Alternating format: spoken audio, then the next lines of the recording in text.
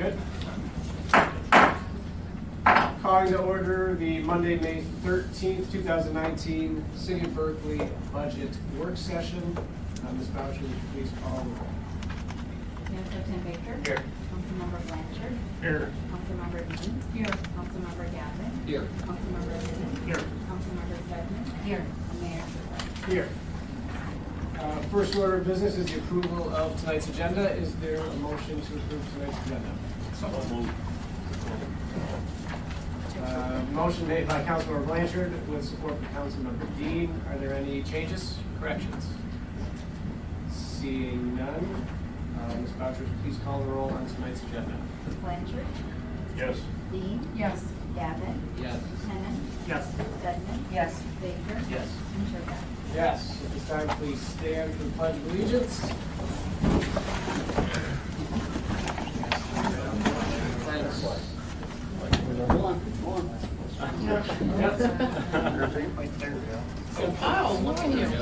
Okay. I pledge allegiance to the flag of the United States of America and to the republic for which it stands, one nation, under God, indivisible, with liberty and justice for all.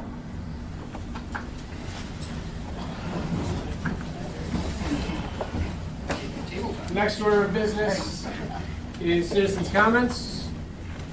Same rules apply as a normal council meeting. You may speak on agenda items while they're being considered. If you have any comments, please stand up, state your name, city of residence. Okay, seeing no citizens' comments, we will move on to our order of business, our regular agenda tonight. Ms. Boucher, would you please read item number 1 on our agenda. PowerPoint presentation, and I would receive my PowerPoint presentation. Mr. Power. Yes, thank you all for being here. I commend your process.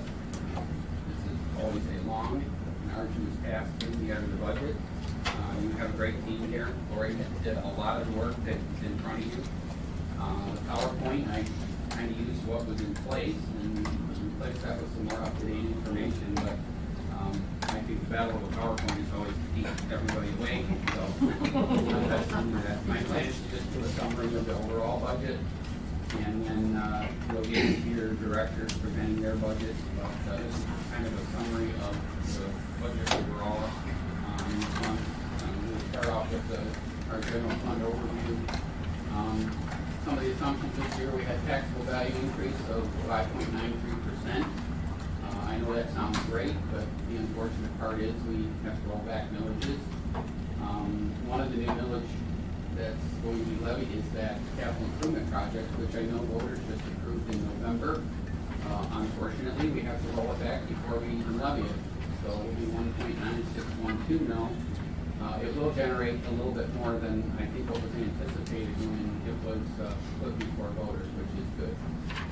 The total millage levy will be 16.8238 mils. Our state share revenue increases will be about 2.6%. We assume about a 2% salary increase, give or take, some more, some less. 2.5% healthcare increase. The good news with healthcare is that we're seeing really good experience with what's in place now, which is the self-insured plan. So that increase is really put in there to cover a little bit, but as it stands, we're pretty close to break even from the current year. So we put that in just in case. Large increases in our pension contributions. Assumption changes are the main reasons for those. We just approved, the Public Safety Board approved public safety pension assumption changes, lowering the return, and also since people are living longer, we increased the mortality tables. We have decreases from last year in the capital improvement plan and in the equipment replacement.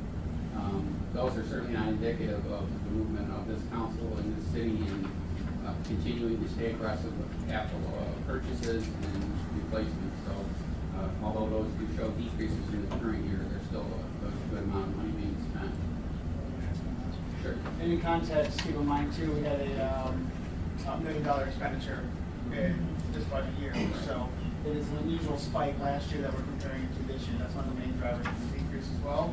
I want to make a note on the city's total millage levy as well, even with the two mills afforded to the infrastructure by the voters, we are still coming in at under the amounts, the 2016 tax levy, which was 16,9791. Okay, so this is not exactly an all-time high for us. We're still under where we were just 3 short years ago, primarily due to rollbacks as well as retirement of debt. Just a little summary again of Proposal A, in case you forgot. It limits our growth in taxable value to less than 5% or the rate of inflation, whichever is lower. Going back all the way to 95, the average rate of inflation has been 2.2%. Since 2013, when the bounce back, the recovery started from the housing prices, inflation's averaged 1.6%. So you can see that gap's about, with a 4.2% annual taxable value increase, we've got a gap of about 2.6% that we're unable to realize revenue on. With the rollback added to the equation, we realized that much lower increases each year in property tax revenue than the increase in the taxable value of the real property, or real property. This is just a chart showing what Matt just mentioned. You can see there in 2016, we were at 16,9791, and even with the new millage added in, we're at 16,8238, so still a little bit less than that. Again, just a graphical representation of taxable values, the trend. You can see, and I think this happened in some of the suburban communities, you can see the taxable value drop, bottomed out around 2011, 2012. So it hit Berkley a little bit later, even though it started in 08 and 09. But you can see we've recovered nicely in taxable value, but now we've got that big gap between assessed value, equalized value, and taxable value. This is just an average cost increase to homeowners with people with that 9622 for the improvement for roads. The average tax amount will increase about $175.95, and that takes into account the average value of home in Berkley. You see there we're at about $78,900, which is still a good value, I think, comparatively in the area. Berkley's doing very well. And then budgeted revenue increase of about $810,000. Obviously, more than half of that coming from property tax increases. So we still are increasing our revenue. You can see there, percentage-wise, property taxes is about 65% of the revenue generated. And second, there is our state shared revenue. Just the revenues by type, pie chart. You can see property taxes 65%. And then your next biggest source being your state share revenue, 13%. And then forecast for the general fund, the millages that are levied is just under $10 million. That is net of the DDA capture for the millages. And then here's just a look at a graphical representation of state share revenue. What's not on here is going back to, I think in the next slide I mentioned it, going back to 2000, we kind of hit the peak for state shared revenue. You can see we were at almost $2 million in state shared revenue, of course the statutory portion being the biggest issue. Now that the state requires through CBTRS, and they've changed it a few times, and Governor Snyder made some changes to that, but they have steadily taken away our statutory revenue, which again has made it more difficult to operate when you lump in Proposal A and heavily. It's made it very difficult for municipalities to operate with less revenue. But you can kind of see there's a little bit of a recovery, but unless something changes in Lansing, the statutory portion is going to remain low. Our other revenue highlights, charges for services, we had a decrease just under $60,000 from the current fiscal year. Licenses and permits a little bit higher. Fines and forfeitures, a small decrease, and then we charted in here the new builds. You can see Berkley still has some new builds going on, but it peaked in about 2016, and the anticipation, I think so far is what we looked at. There were 5 so far in 2019. And then other revenue, property and equipment rental, increased just slightly. Contributions and donations and our miscellaneous and investment earnings will increase a bit from last year. And then our transfers in, that's simply the sidewalk fund, which will get started again. We'll temporarily loan the sidewalk fund money and then get that money back once we start collecting from residents. Revenue 5-year trend, you can see revenues are increasing, which is again good news. And then you can see by type, we switch here to expenditures. Again, you're looking at percentages, salaries and fringe benefits, which I think in most municipalities, it's somewhere in, I just saw a statistic last week, it's somewhere between 60 and close to 80% for most municipalities for salaries and fringe benefits. So 63%, we're actually kind of on the lower end, comparatively speaking. Capital, again, that's the sign of a healthy community, in my opinion. Capital outlay is 1.3 million, and that's your second highest. And that's, as we mentioned, that's significantly lower than the current year. And then you can see the others there, contractual services being the next. And then again, just in a pie chart, graphical representation. And then by function, obviously you have a 24/7 combined operation here of public safety. I will tell you, as someone who does not live in Berkley, but hears a lot from the area, your department is the envy of Oakland County.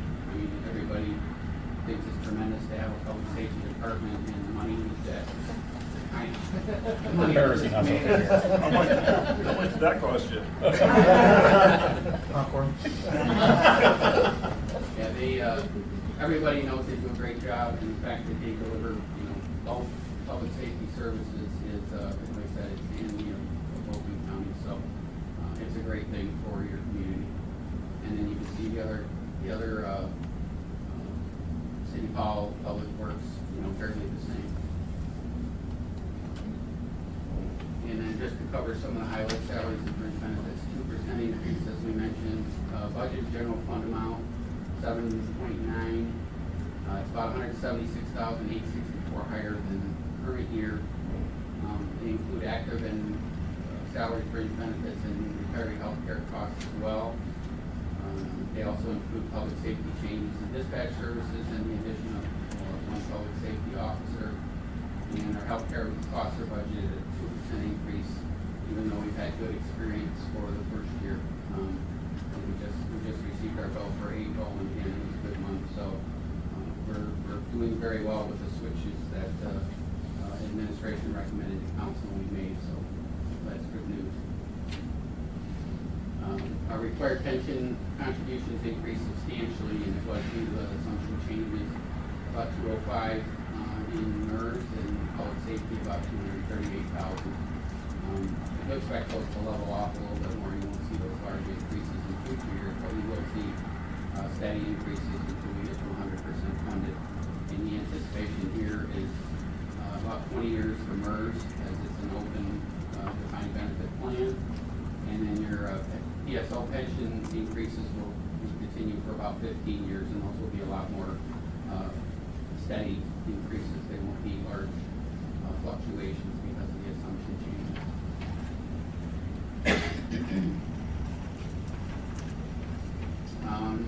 In our contractual services budget for 1920 is 1.2. It's an increase about 208,000. I know Councilmember Hennon asked us some questions, and we did a little bit of digging. This is really a representation of 25% being the expense side, or the revenue side in the end. 75% of the kind of services. The revenues were just taken at really at 75%, which is what we're contracted with McKenna to do. Not all of the inspection services will be, captured or paid to McKenna, so there will be some fluctuation there. I think maybe once we get a year under our belt, we'll have a pretty good idea of what those actual costs will be. So we did put in 75%. Other contractual services, as you can see there, some of the big ones, consultancies, audit fees, legal services, inspections, being one of the bigger ones. outlay, we budgeted from the general fund to 1.3 million. It is reduced by 1.3 million, so about half, and it was due mostly to that fire truck being about just under $1 million. Some of the plans for the upcoming year, the completion of the fire hall expansion, we did get word from the contractor that would probably carry into the next fiscal year, so we'll probably have a little bit of an amendment. It won't be spent this year, but it will be spent next year, so because it's all in this year's budget. So we may do an amendment and then push that money into next year, some of it. Replacement of 4 public safety vehicles on the 2-year and 4-year cycles, about $184,000. In-car cameras for the police vehicles for $100,000. The DPW's got a hook truck with a plow spreader for $325,000. A couple of pickup trucks for $90,000. Some mowers, Gator tool cap, and some other equipment about $47,000. And then computers slated to be replaced, $40,000 that are on a 5-year cycle. And then in transfers out, it's $640,000, and that's that $350,000 we send annually to Parks and Rec supplemental revolving fund contribution to help supplement Parks and Rec, and then a budget to transfer the $290,000 for the sidewalks. And as I stated, we expect that there'll be an overlap from fiscal year to fiscal year in the sidewalk program. We won't collect all of that in the first year, and then some people will carry that over from year to year, but eventually the general fund will get that money back from the sidewalk fund. And then there's a 5-year trend on your expenditures. Fairly, a couple of years of heavy capital expenditures are really the result of those higher numbers here, current year and budget year. And then your fund balance amount, still extremely healthy. Everything I hear on this next slide, you see percentage-wise, you're still going to be just under 40% on budget next year. So 20 to 25% is considered healthy. So, the good news is you're able to do a lot of capital and a lot of infrastructure work and still maintain a healthy fund balance, which is terrific. And then your Act 51 here in the major streets, just a quick overview. That is increasing. That's one thing that the legislature did do for us is get us increased. I know if anyone's had to renew their car registration, they noticed the hit they took there, but that's where the money's going. Some gas tax, I don't know what's going to happen under the new legislature, but it seems like we may be paying more for gas to get more road money. The Metro Act, we've been very proactive in expending that money for right-of-ways, especially with trees, removal of diseased trees and putting in new trees, which again is a great thing to do. Expenditures, when I got here, I took a look at major local streets. There's a lot of accounts in the major local streets, which I'm sure you've all noticed. We consolidated some of those accounts rather than trying to track them by department. And each of the funds now has a program supplies, contractual services, and an equipment rental fund, which I think will help us track a little bit better, not having all those accounts. There was a very detailed spreadsheet from one of my predecessors, which I was impressed with.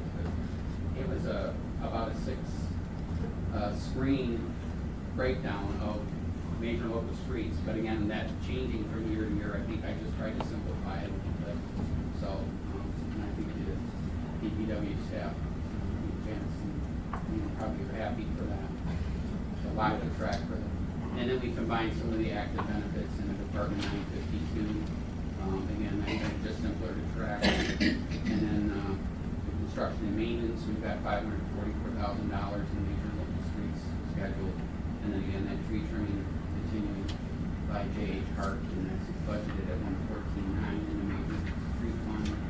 Again, your major street expenditures, they increase, and then we had to drop off a little bit this year. But I believe as your program for capital improvement, your bond continues, this will be nice to supplement from. You'll be able to do a lot more work utilizing both the millage money and this money, so both in major and in local.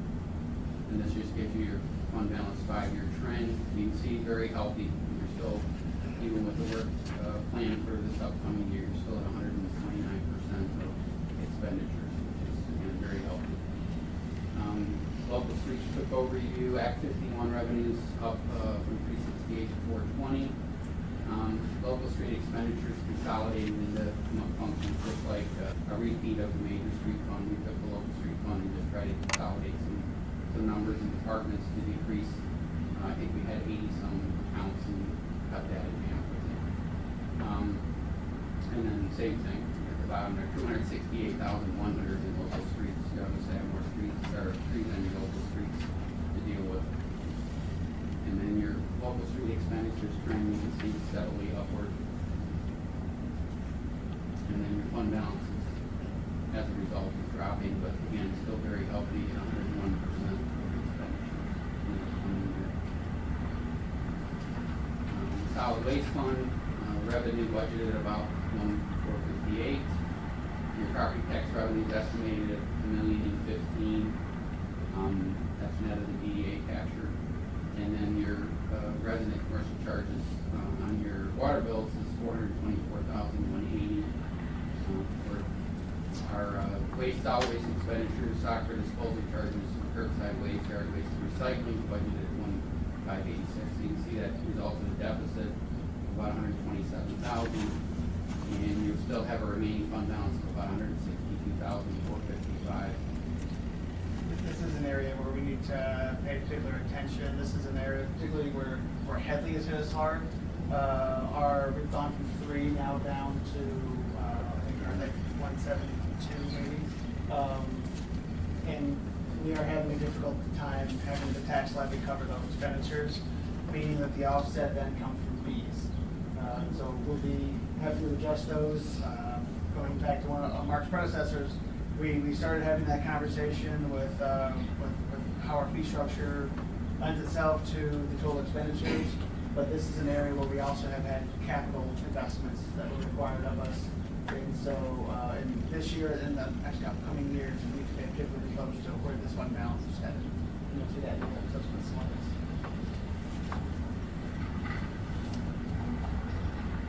We're not projecting large increases, but still, as Mark alluded to in the previous slide, still have a structural deficit in this account. So the result. And an option is a Headley override vote of the residents for the tax end of things.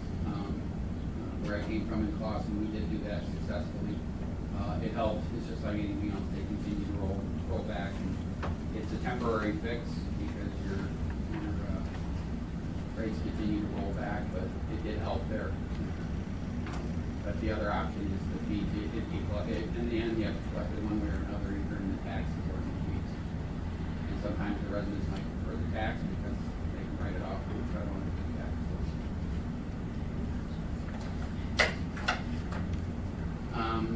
Our Cdbg overview, we have the council did a reprogramming. We may have another one before you, but about 33,419 for 2019.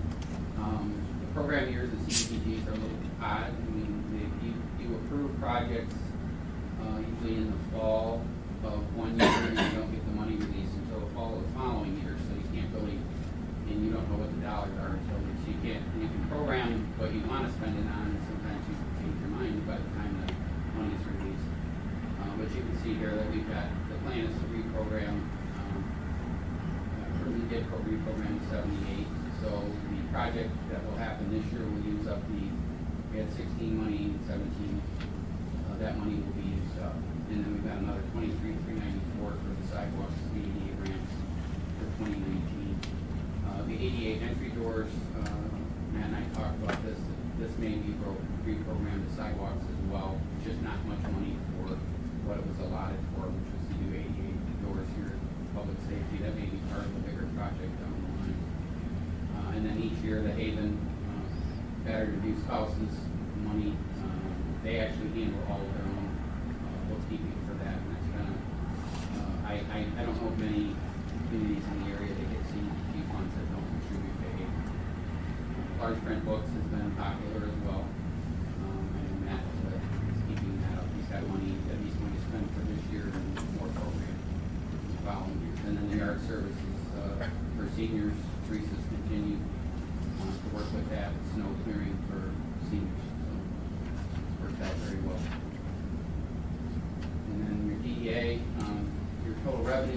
would be about 346,665. Your property tax revenue, the 2 mills rolled back to 18776. That generates about 38.3. Your tip capture is about 259. Your local community stabilization authority, which is another acronym from the state, they're handling now the state reimbursement for personal property tax that's been reduced since they started eliminating the small business personal property tax. So that's our reimbursement portion of 26,340 that goes to the DEA. And then another 19 for contributions and donations. The total expenditures are budgeted about 354. You can see the breakdown there. Again, slight deficit budgeted, but they can still have fund balance with the expenditure trend. Obviously not a whole lot going on in 15, 16, but consistently spending some of those reserves and revenues. And then your fund balance will be about 24% at the end of the upcoming fiscal year. And just a quick overview of your capital projects. Court building fund, where $300,000 transferred out to the arena fund for the demolition of the ice arena. Remaining fund balance will be about $438 in the court building fund. Sidewalk fund, starting that back up to $290,000 transfer. And then, like I said, we'll get that money back eventually as we collect for sidewalk replacement. The capital improvement roads fund, plan right now is estimated tax revenue for 1920 is $1,165,000. I think some of the paperwork I saw when you advertised to voters was about $1,140,000, so you're not far from that. And that's captured as well. So since tax collection is not completed until late 2019, local road repair and replacement projects will be bid in the winter of 2019-2020, and that'll take advantage of off-season pricing, and then the early season scheduling of contractors and road work will begin in the spring of 2020. And then your debt service overview, another thing that you're the envy of, I'll tell you the envy of Clausen is you don't have much debt here. In fact, I just looked at Clausen's debt levy and it's a little over 7 mils.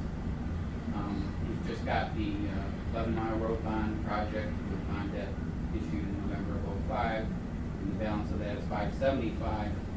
You've got 275 in principal and 17.5 next year, and then the following year that will be paid in full. Your property tax millage levy drops for that, and then there is a little bit of a fund balance, so you'll see another drop again next year. You'll have a little bit of money to use for that final payment. And then water and sewer, everybody's favorite. Budget revenue is $7.7 million. The consumption charge revenue is $4.4. The ready to serve charge is around $670,000. Stormwater charge revenue is budgeted at $2.3 million. Overall rate increase is 5.5%, and that's what we put in the budget. I'm sure you're all aware, a lot of the costs in your water and sewer fund are passed through. I know the study that was done by Plant Ryan back in 2016 anticipated using your generated revenue on an annual basis and trying to keep your working capital. And that's really just money available, current assets, current liabilities, to continue maintaining your infrastructure. And to be able to do as much as you're going to be able to do in the next 5 years without debt is tremendous. About $2.2 million is the plan. So, and I will put together a up-to-date working capital estimate here soon. I'll be able to do that for years, because that was done back in 2016 and released in 17, so we'll update those numbers. But you see here, and I understand, I actually told Lori I was going to pull this chart because I didn't think we could get up to date. She said, no, you can't take this chart out because this Jack will be all over you. She said this shows even with the increases that you're still second, the Saco community, you're still second from the bottom as far as water and sewer rates go. So, and again, that's great, and that anticipates when your consumption rate increases will be a little bit higher, but the overall rates themselves are still in pretty good shape, and that's gonna allow you to do a lot of infrastructure work. Yeah, and this is generated by Soccer. Soccer uses 4,000 units as its average quarterly bill. That's across its entire footprint. Berkley, we usually use actually 1,500 units used a quarter. That's our average. We don't have some of the industrial centers and a lot of the commercial areas that some of our neighbors have. So even then, people shouldn't expect a $396 quarterly bill. It's going to be significantly lower. And then, as I mentioned, the rate forecast that they put together in 2017, the main thing for the study was to make it sustainably fund needed repairs and replacements. With, again, the preferential ways without debt, if you can do that. They recommended, while maintaining working capital, they recommended a $2.2 million infrastructure upgrade annually. And again, that's a good amount of work. That's going to go a long ways to repairing some of the oldest infrastructure. The working capital is going to stay between $3 and $4 million. Again, it's a really good number. And it's on target. Right now, the rate model is on target to allow that $2.2 million of work for next year. And we'll take a look at it each year as it comes up. And then here's your expenses, 5-year trend for water and sewer. Again, you can see the investment in infrastructure in the current year and next year. And then the brief Greenfield Parks and Rec, the revolving fund of $1.2 million in revenues. Still a deficit of about $381,000. Projected fund balance is $910 at the end of this fiscal year. We budgeted capital improvements of $608,000. Building improvements and multiple park improvements. The fund balance will drop to about $528 next year, and then further reduce if we stick with the plan to $34,000 in 2020 and 2021. And again, the $350,000 transfer from the general fund and then the senior activities fund will transfer $100,000. And you can see the revolving fund balance trend there. It'll still be 39% in 1920, but if we stick with the plan for 2021, it'll reduce the fund balance down to very low. That was purposeful. We've been talking about making sure to invest more in our parks, upgrade lighting systems, and just generally make a serious investment in quality of life from this fund. That was the conversation we consolidated under the 614 account. So the trend line is down, but that's purposeful and within our original projections. And then after that time, we'll have to contribute more from the general fund. Correct. The senior activities fund, quick overview, $86,000 revenue. Fund balance is budgeted to be reduced by $14,833 at the end of 1920. Transfer $100,000 we made in the upcoming year, but it's anticipated that that $100,000 transfer will not be made due to the depletion of the fund balance. So you'll need supplement from there as well. And that's it. Yeah. Thanks to everybody involved. It's a pleasure. Thank you, Mr. Finance Director. Before we move on, any questions based on what we just saw on the slide? Just a quick overview, highlight of what we're going to be digging into on more of a line-by-line basis with some of the big expenditures, especially from a strategic standpoint, investing in the community, capital improvements, capital projects, resources. Just wanted to reiterate a conversation we had with the water rates that you kind of touched on it, that we're trying to bring in more revenue to continue the improvements without going into debt, but we don't have you need to rerun the projections to see how much more increases we're going to have to do. Exactly. Yeah, the working capital model that Plant Brand did in their study wants to maintain a level. They project that you need 3 months at least of operation money in reserve in current assets versus current liabilities. And yeah, I will rerun those numbers finish this fiscal year so that you can look. And then each year, it's always, obviously, it's council's call, what rate increases are you comfortable with? They were recommending double-digit increases in the consumption rate each year, and I think they're doing that based on maybe a worst-case scenario. But water sales do decrease, and that's one of the issues Matt and I talked about today, is you're selling less water, which means it's a good thing, people are conserving water.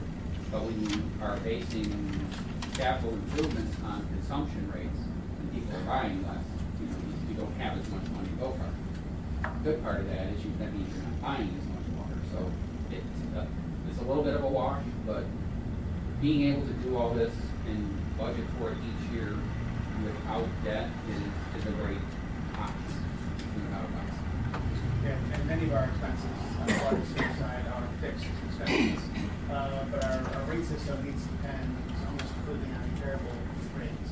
And that's mostly through, because of case law, because it's brought us to this point. So there can be a mismatch sometimes. So being able to accurately predict what those fixed costs are is incredibly crucial for the organization. Thankfully, being a member of SACWA helps us have a little bit more predictability in those rates. Thankfully, they've been able to keep their increases to a minimum, and that's allowed us to keep it low as well. All right. Seeing no further questions or comments on the presentation, we'll move on to item number 2 on our agenda. Ms. Boucher, please read item number 2. Budget work session, matter of discussion of the proposed 2019-2020 city district budget for city council, city manager, city attorney, city hall, public safety, community promotions, library, communications, information technology, downtown development authority, DDA, capital project funds, and public safety retirement system. All right. Well, let's hop right into city council. Starting on page 26 of the prepared budget book. We'll start with salaries and fringe benefits. That includes the payments we make for mayor and council for your service to the community. This amount is set by the city's charter, and it's unable to move really from year to year without a potential update to the charter itself. And so this you'll see has remained very flat throughout the years we have projected here. Salary and fringes almost is unchanged from what you see maybe 5 or 6 years ago. Program supplies, really it's not much projected for that item. Contractual services, we do have some fluctuation there in years past, primarily for meetings and conferences. We continue to try to be a very active community and take advantage of skills and resources that are available to us at the statewide, regional, and national level here by maintaining our membership in the National League of Cities, Michigan Municipal League, the conferences that come along with being in the MML, some of our work sessions, but also as well as monies we have for provide monies for State of City and National League of Cities as well. Comment. In the future, I think I'd like to see an additional line in there to allow us to have some emergency management training included. Could be there in professional development of some kind, such as the Emergency Management Conference or meeting of Michigan Emergency Management Association membership, those type of things for the future. Thank you.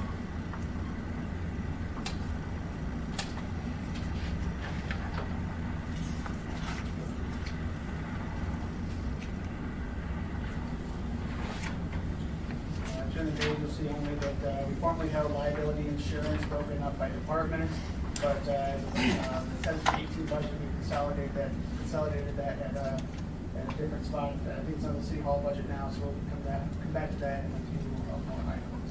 I thought you didn't think we were a liability. No, I just think of a question. This isn't budget specific, but I've always wondered, other than the fact that it's in the charter, why we are employees. Council.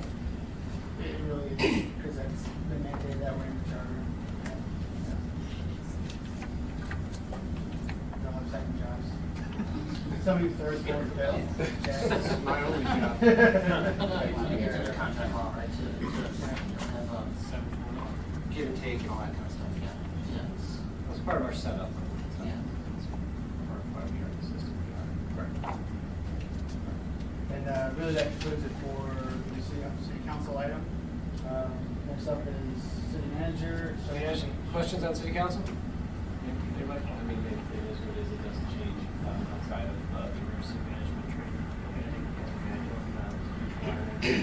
But business, again, like I said, pretty contractually obligated based on charter, what we can and can't do, but there are those trainings which have been well attended, probably a little more well attended recently, and I think provided a lot of good knowledge to build connections with our peers and cities or states around the state. All right, city manager. City manager section begins on page 28. You'll see as we move through, there are amounts budgeted here for full-time employees. We did eliminate the deputy city manager positions. You'll see there's nothing in budgeted for that item.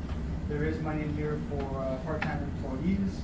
We currently have employees serving as administrative assistants for the departments.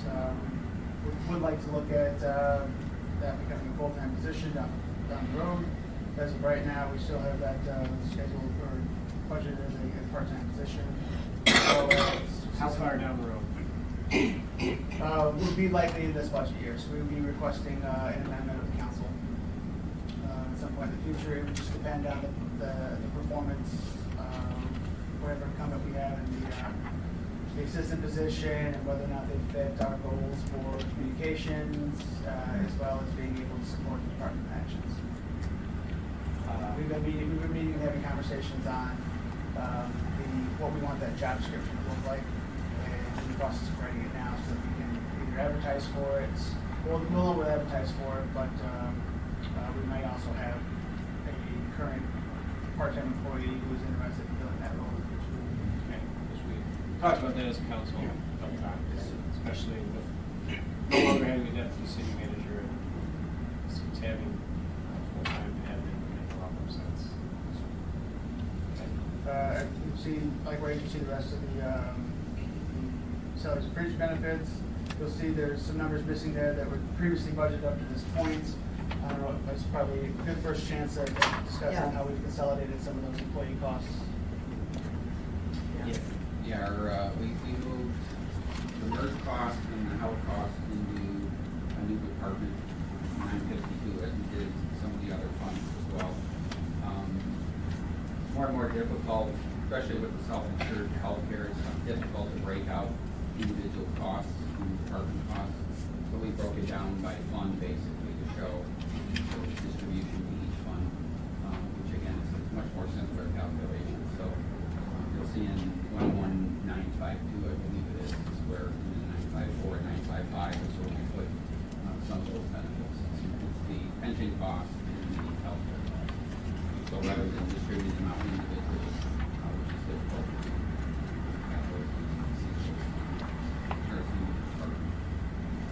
Once again, it makes it a little bit easier for our residents to follow what these costs are and sort of where their tax dollars go, instead of going through department by department and adding them up, they're presented as a single number. So when we have line items that are no longer used, probably have been used for a number of years, what is the time limit on how long we keep those line items in the budget? Like, do we, if somebody's looking at this and doesn't realize the past, a few years ago, and they say, well, car allowance, relocation incentives, and things like that, they're zeros now, the past they meant something. Do we have to keep those in every year? They don't drop off They just until, so this Until you get to the end, until you get it all the way out So to 2015. Any number on and the then it'll go line, away. it will trim down. All right, so car allowance will disappear next year. Yep. Is there a way to include a reference to where it moved? Yeah, Was it we this could is- do that. Okay. The only problem is that, yes, we can do that. No, it's fine. I was just There's curious. so many Okay. departments that we Yeah. have to put it in, Let me rephrase, is there a simple way to do that? I mean, we did on some, for instance, the chief moved a couple things and we consolidated some funds and I did in there, but you're talking a one-time deal. This is something that would have to be put in every department of every fund that has. So, Okay. it could be done. Okay. All right, moving on to contractual services, this is where there's a lot of memberships and dues. You'll see that both myself as well as the assistant to the city managers will both be maintaining professional memberships to the International City/County Manager Association, that's your ICMA, and Michigan Municipal Executives is the state chapter of that body, and that is consistent in this year and, or 1920 and 2021. Consulting fees, you'll see we don't have anything budgeted for consulting fees in the next two upcoming budget years. Medical. Question, nice to me. Up above on 172, you've got ICMA for 9450, and the dues are down below, so that's that conference attendance and that sort of thing, or what is that? No, sir, that's a good question. ICMA also has a 457 that's provided to myself as a post-employment benefit. Okay. And so it's basically it's a defined contribution plan. Okay. And we will receive a defined benefit that our general staff receives. Okay. And so that's actually, you'll actually see that presented elsewhere as ICMA-RC. And that's how you get our change to.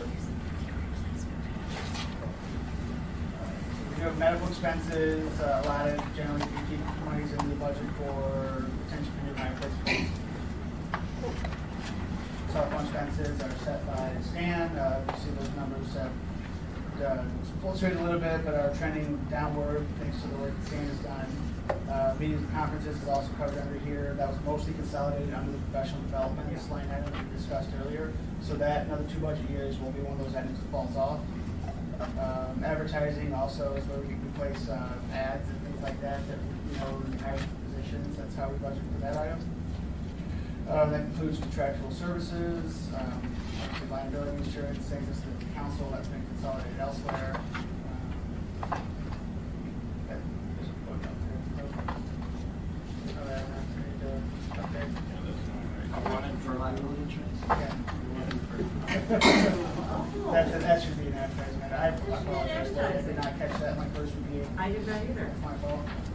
And then you'll see professional development outlined here. This is the actual attendance to the conference, not just the membership itself. You'll see we do still intend to be very active in bringing information and best practices back to the city of Berkley. Moving down to page 30, you'll see no items, no updates, no requested items for furniture or office equipment. Don't even need a new space heater. Anything would be up a window I can open. Right. Sam. Items for city manager. Comments on the city manager? Okay. Excellent. Moving along. Let's see, next item, the city attorney, that's actually located on page 38 of the book.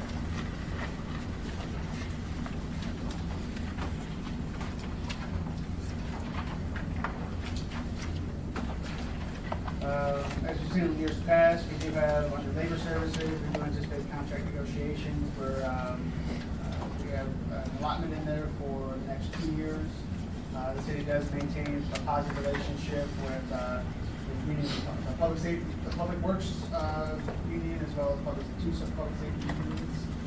We were slated to have some negotiations next year. As you recall, we did a 12-month extension that would conclude at July 1st.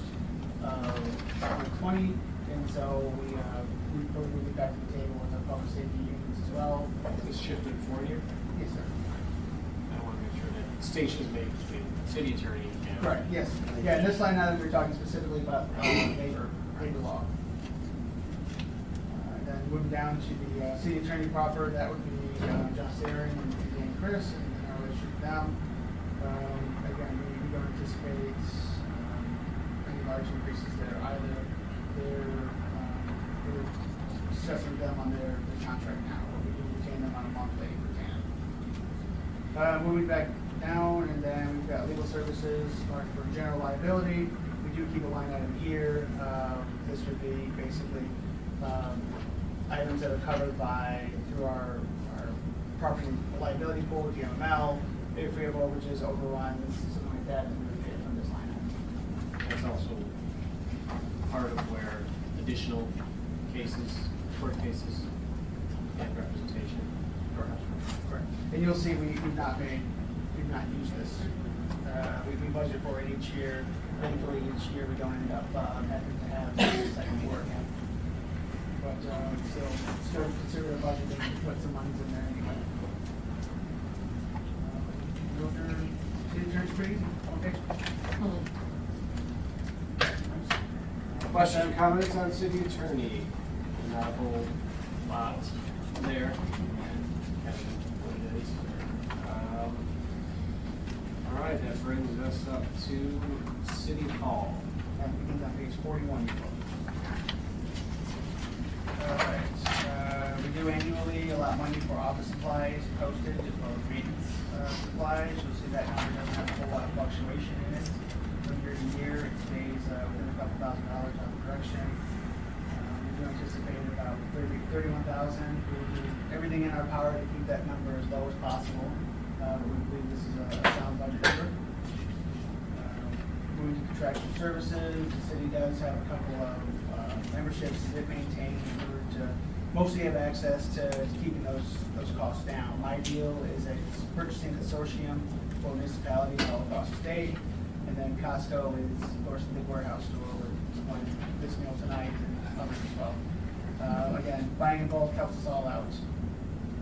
Also, custodial services, moving down, you'll see we do have an agreement with Corey Services who supplies this for us, and they've been great to work with. We do a lot for carpet cleaning as well. That is outside of our current contract, and that's a fee for service. So we do annually try to get the carpets cleaned.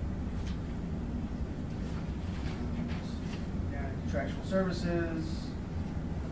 Let's see, this is where we've allotted monies in order to essentially interface with our voters on potential ballot issues.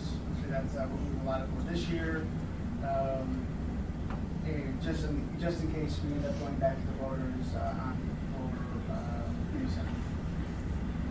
We also have some monies allotted for planning and wayfinding, $52,500.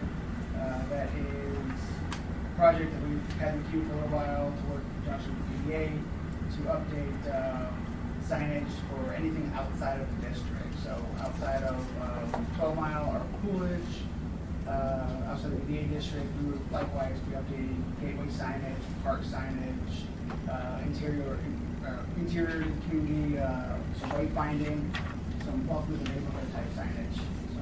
So that was the intent on that budget item. Again, telephone is also allotted here. You'll see that number's dropped significantly, thanks to no small part of the work that Sam is doing.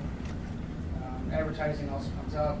We do find the need to advertise for things here and there, whether it's any number of things that come up with that. Moving down to page 42, liability insurance. You'll see this is the line item where many departments were consolidated. At least those that are based out of City Hall. We do see potential for a 3.5% increase in our liability insurance. Likewise, loss expenses, we budget for that as well on occasion. If we have to pay for some items and it's either advantageous for us to pay for something outside of the insurance, or if there's an amount that we need to carry, perhaps a deductible.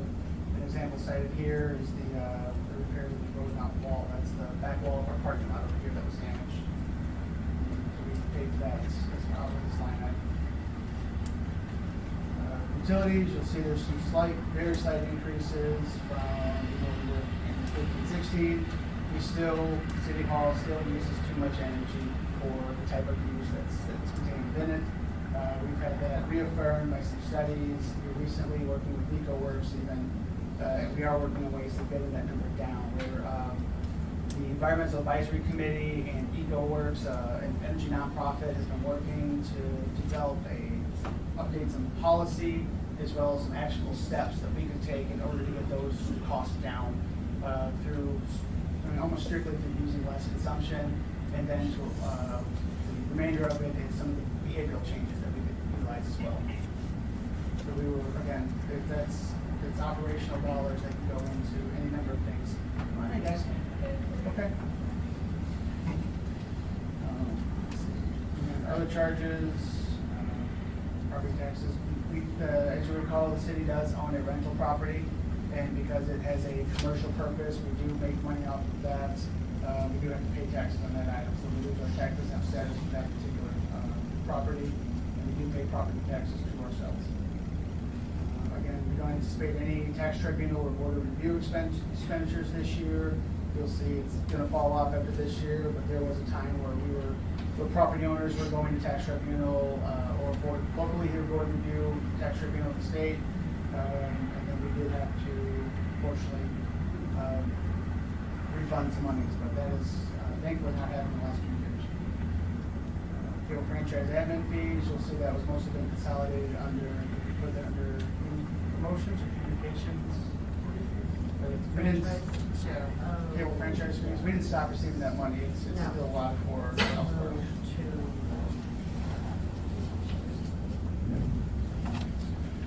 All right. We'll stumble upon Moving on to building maintenance. Again, we're going to try to keep these as low as possible. We do have a preventative maintenance contract with Total Climate Control to try to keep our HVAC units working for as long as humanly possible. We've been talking for another couple of years about the growing need for replacement, but we're still trying to get the most of the machinery that we have. General maintenance for plumbing and repairs around the city hall is also allotted here. We anticipate that number to be about $15,000 in the upcoming budget year. Along with roof maintenance, pest control, sort of rounds out the $17,720 that we hope we can stay way under for this year. All right, office equipment rental. We have a couple of items that we don't own that help our operation, the mail machine and the Xerox machine. Two of those items, you'll see this coming up in a couple other departments as well. Stan absolutely make sure that we are getting the best deal for that every time that we go out and look at a new lease agreement. And right now, I see some of the savings that's yielding, but we are certainly smarter about the way that we're spending those dollars. And for these two particular pieces of machinery, it is smarter for us to lease them and own them. Next up, capital outlays proposed in this budget. We do want the chance to upgrade the audiovisual equipment in the council chambers. This should be upgraded, as you see here, the TVs, microphones, sound, and ceiling mounted projectors. All that to say, we essentially want to give the council chambers a similar makeover to what this room received, where we've got a mounted projector, we've got, there's no bad line of sight anywhere in the room, and make sure that everyone's able to hear this, as well as those watching at home are able to adequately capture the sound and video of what's going on. Part of this is When do I think that could be? Is that this calendar year thing? so part of this, part of what that $15,000 gets us, and there's, we've been working with CNN TV on itemizing that, and part of the larger conversation that we need to have is the potential for utilizing part of the former court building now in order to move the audiovisual equipment, consolidate into what was the prosecutor's office, or the probation officer's office. It's a large space directly adjacent to the council chambers. It would lower some of the costs that we have of upgrading those, because we have incredibly long cable runs now. But we need to talk about the fate of the court building. We do think the forward portion of it is where, what was the front office area, is viable to be saved. We think this is a good use for that space. But then we would start talking about only removing a part of that court building. And right now, we don't have a potential timeline for moving it all. So again, we think this is the right move to make, free up some of the space that we're using, and now free up some of the space that we're not using to its full potential in the back area. Even now, when there's an issue with the audiovisual equipment in the council chambers, someone's literally coming from the back of the city hall, the old village hall building, and the historic fire hall, and beeline to get all the way up to the front to get that fixed. So we'd be able to cut that time as well and quickly jump on audio issues for anybody watching at home. Should make the operation a lot more efficient. Sure. By getting it in one location, and that's, and I walked through that the other day and looked at it all. I think that's a good place for it. Everything looks good. Is there an opportunity to, because it sounds like a good plan, it seems to make a lot of sense, are there some pull-ahead activities we could do instead of waiting for the Big Bang thing? for 4 or 5 years now, I know many of us have been advocating for just simply hanging a projector on the ceiling. Do we have to wait for all of that other stuff in order to do that, or can we do some pull ahead quick win kind of things? Well, the problem is with the projector, because we took a look, is the heating and cooling runs right down the center, along with a camera that likes to shine on Dana for some reason during council I wonder why. So, the issue is that we will probably have to put 2 TVs up on opposite walls than to put a ceiling mounted projector in there, just because of everything that's going on above our So ceiling. it runs this way, so you can just put it back further or closer? No, it runs right down the middle. Right down the middle. So, but there is some heating and cooling issues that we have. So we would probably have to put, we're looking at 65 or 75 inch TVs on opposite walls, that way Jack can see from his vantage For the left side of point. the council, we can't see Yeah. anything. But that's a near term, to your Those kind of question, things, yes, yeah. that's a near term item that we can do. Okay. That doesn't slot us, it's not a piece of equipment that we wouldn't be able to use if we redid any part of this. Right. That television is completely transferable. So, the question is yes, but it's not through the projector. So again, we're working with, not just utilizing our own in-house expertise, but also utilizing the expertise of CNN TV to land on that potential cost as well.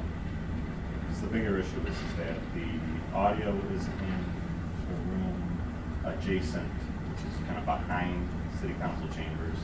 The video equipment is in the garage, and the transmission equipment is at the very front of the building adjacent to the museum. So this would consolidate all 3 into one location. So, and that will cut down immensely on labor costs, because we're running 3 sets of cables to various locations in the same building. Yeah, so hoping to try to do away with the reams of paper to hold up our projector. Correct. We've been talking about that for years, so at some point we have to see something change. Okay. So this is our near term, this is proposed, putting like screen monitors in. And the wiring there is old, it's worn, a lot of the outlets and jacks and things like that, it is in need for an upgrade, so. And a lot of the old court wiring is there, we want to remove that, kind of want to clean all that up, so. So, and looking ahead to the 2021 proposed budget, we're discussing making some internal reconfigurations and upgrades to the city hall as well. Both for security items, one of the things I want to talk about doing is putting in a set of doors that will allow us to segment off the city's operations from the areas that we deem to be public during our city meetings. Because as of right now, as you know, we lend ourselves into, so we can just go through and wander through City Hall during those meetings. One of the conversations that we want to have as well is moving our community development department from where they're at now, and then putting them next to the clerk's office. There's several space configurations that we need to try to figure out first, which is why we're not bringing this to council as an 1819 project or a 1920 project, but rather giving us the opportunity to work towards a plan that we know could work for everybody. Okay. Right, thanks, sir.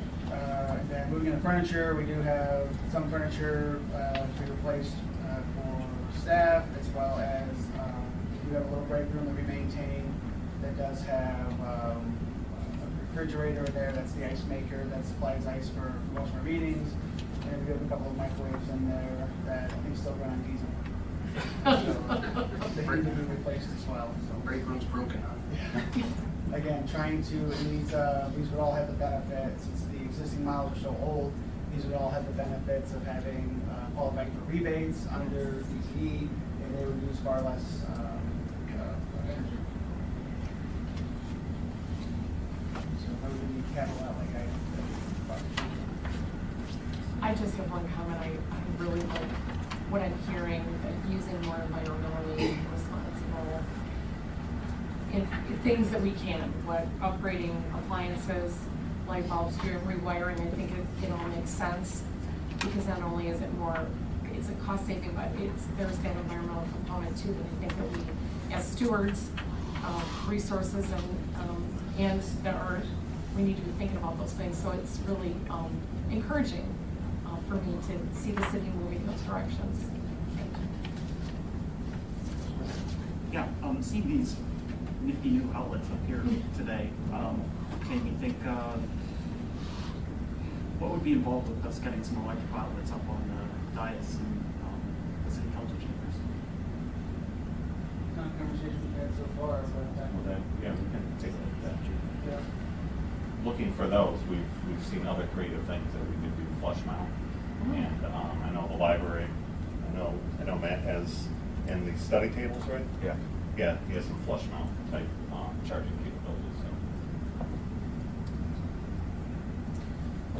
Okay, Councilmember Sutton? For the carpet cleaning, how often is the carpet cleaning, or the carpet cleaning is it? Once a year. Just once a year? Yeah, we try to time it for a long holiday or something like that, and that's when I'm through the holiday. Okay. I was wondering, because it's $700, and for the library, it's $400, and they do it twice a year. Is it the same company? Same company. Same company? Yeah, it's all in employed. I'm not sure. Is there a reason we would charge so much more for this building for that? I'm not sure actually. That was a rough estimate that we've carried over from years past. I can look to see if maybe we do get it more than once a year. And, yeah, maybe it was just a misunderstanding on my part. I'll take a look at it. Okay. Moving on to public safety. Chief LTs. Has all come up. Maybe the carpet cleaner just get a discount on our overdue boat fees or something.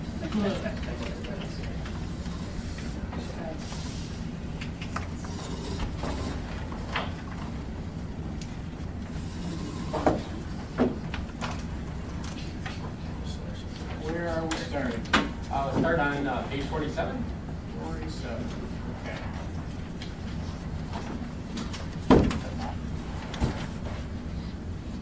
All right.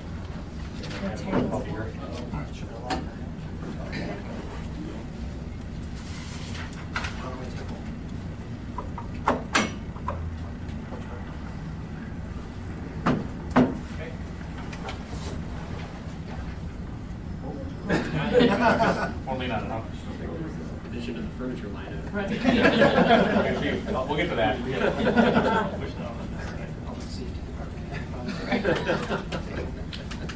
Chief? I've got a bunch of highlights on my copy. I thought anything that is pretty much consistent, I was just going to skip over unless anybody has any questions. But there's some relatively big changes that I highlight, and then just let me know if you have any questions. Okay. On the part-time employees, we're asking for a part-time FOIA technician. The FOIAs, we're getting more and more, and that includes discovery also, of duplication, redaction, especially with videos. It's a very time-consuming process. There really isn't a system in place right now. We don't have the proper software, so we're looking to, instead of having a DB lieutenant doing it, either taken away from his other duties or process overtime, we'd like a part-time employee to do that. Most departments have that now because just about any Discover or FOIA we get now is any and all. And these are just public safety. Just public safety, yes.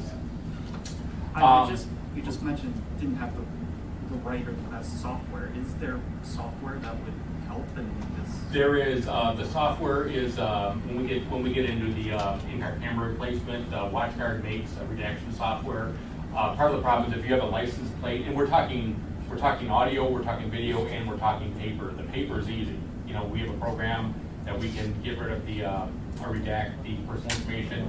For the video, it's really difficult. You may have to redact the license plate, and if that's moving around, and there is software. It's not perfect, but we've seen demos both here and with my former department, and it's a lot easier than what we do now.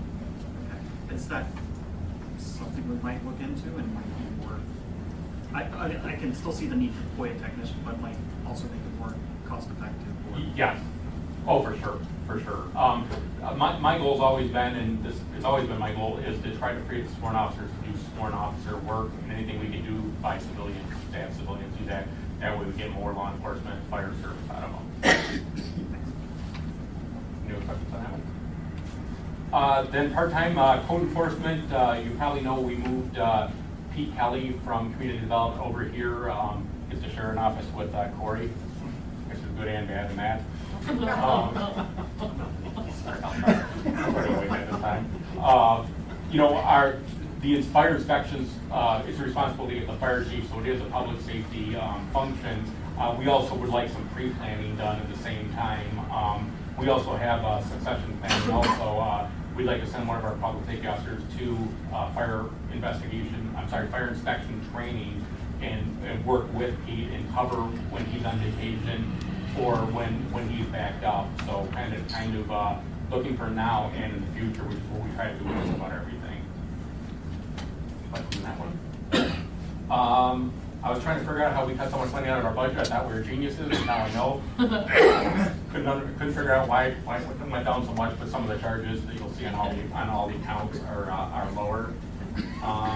Really getting down, most of the rest of that account are pretty consistent with what they've been in past years. There's memberships for both records, the department and myself.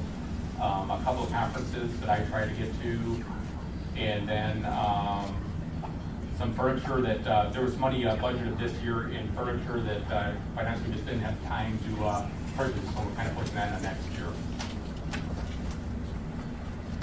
So really for those accounts, unless there's any questions. Okay, moving on to page 49 is the dispatchers or service aides. Right now we have one dispatcher or public service aide who works inside.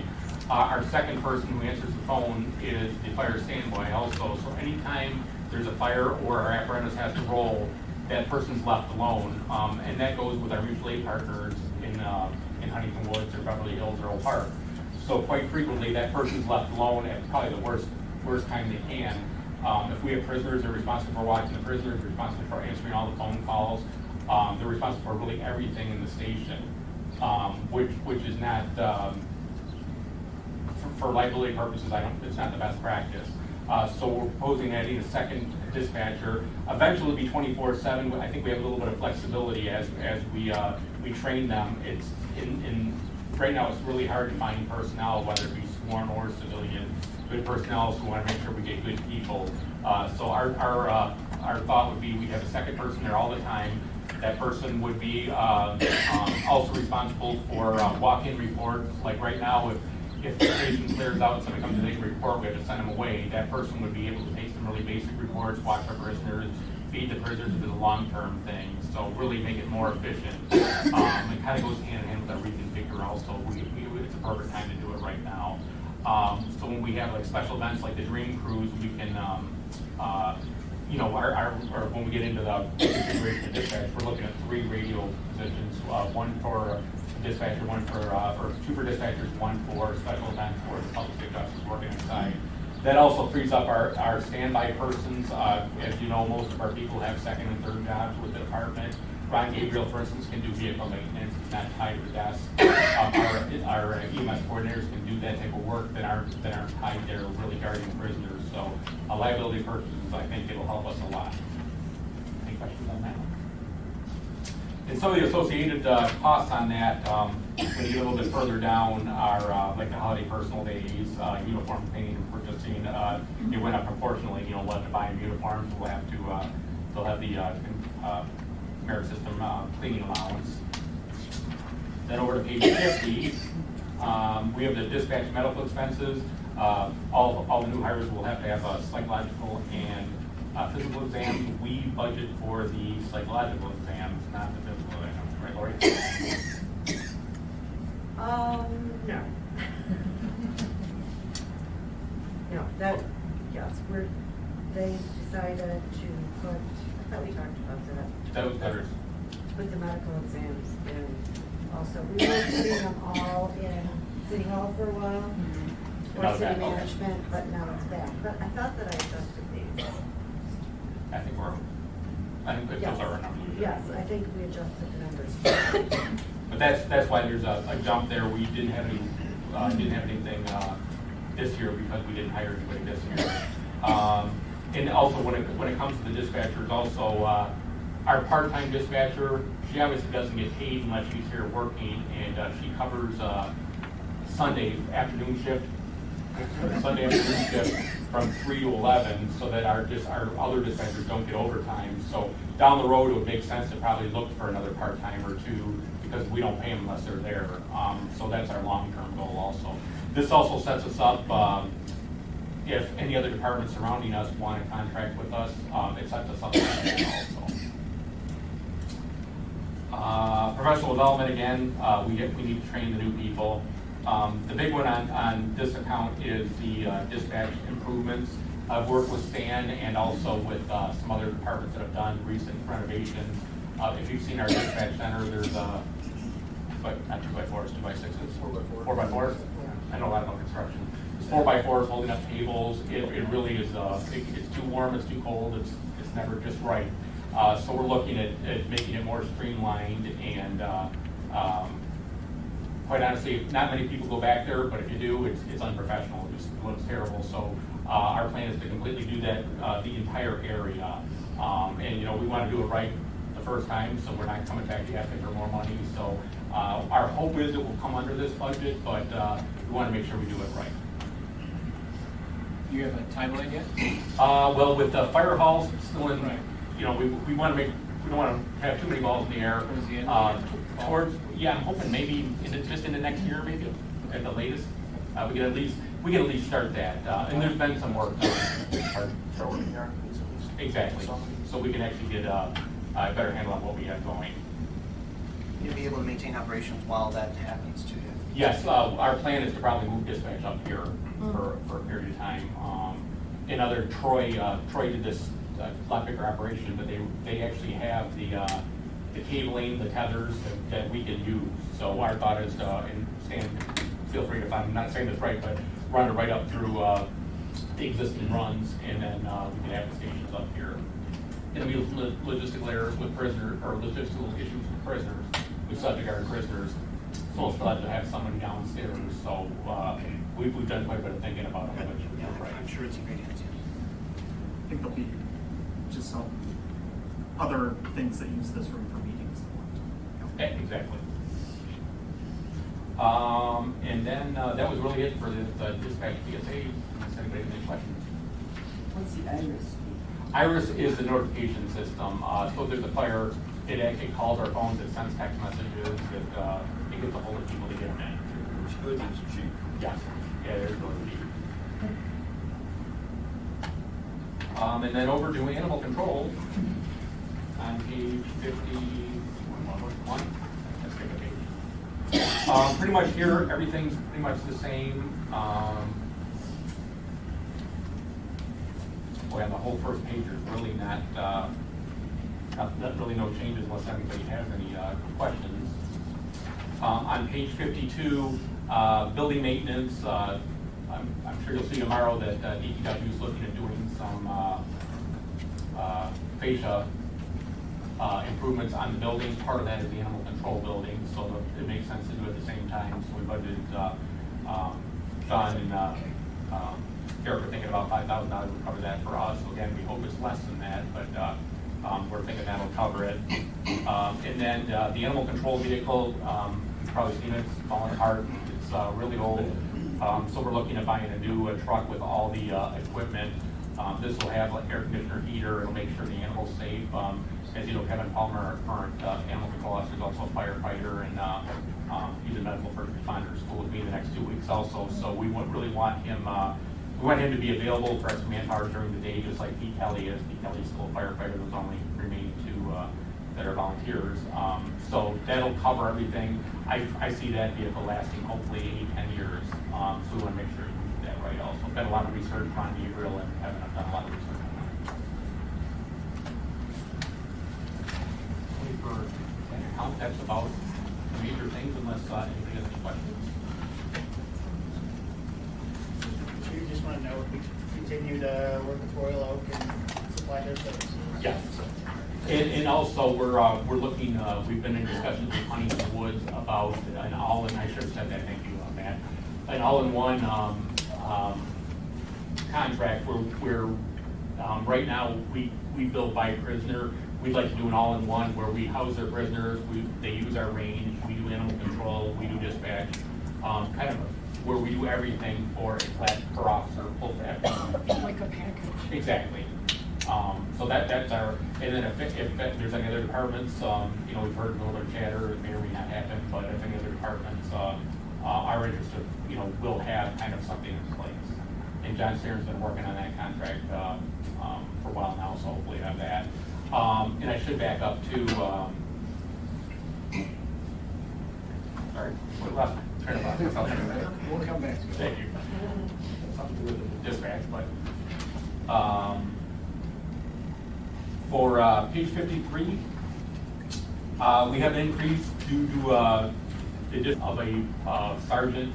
Right now, we have 3 sergeants assigned to nights, there's 2 squads, so if one of those sergeants are off, we have a swing sergeant that covers the shift most of the time. You'll see later on, we've been doing a lot of training, and if they're not available, then by contract, the senior public safety officer is in charge. And they do a great job, but they don't have the rank. So you go to being in charge of a shift one day, going back to one of the guys, for lack of a better term, the next day, and it's a really uncomfortable position, both for them and for liability purposes. They don't have the training, they don't have the experience. So we really think it's important to have a sergeant all the time. This would be a day shift swing sergeant, so we can move them around to cover vacancies. Again, most of the time, we will have times where we have all the command in training for one day. We try to do that several times a year, where we may have, a senior officer. Once in a while, you'll see our differential went down because of that. But we think it's really important to have a supervisor all the time. On the fire side, you have to have a company officer, at least 2, and all of our supervisors have that now. Actually, all of our supervisors will have 3 now, right? Well, company officer 3, so we'll have qualified. And again, I don't want to make light of the job the senior officers do, because they do a really nice job in a bad spot. But we really think we need a sergeant all the time, boss all the time.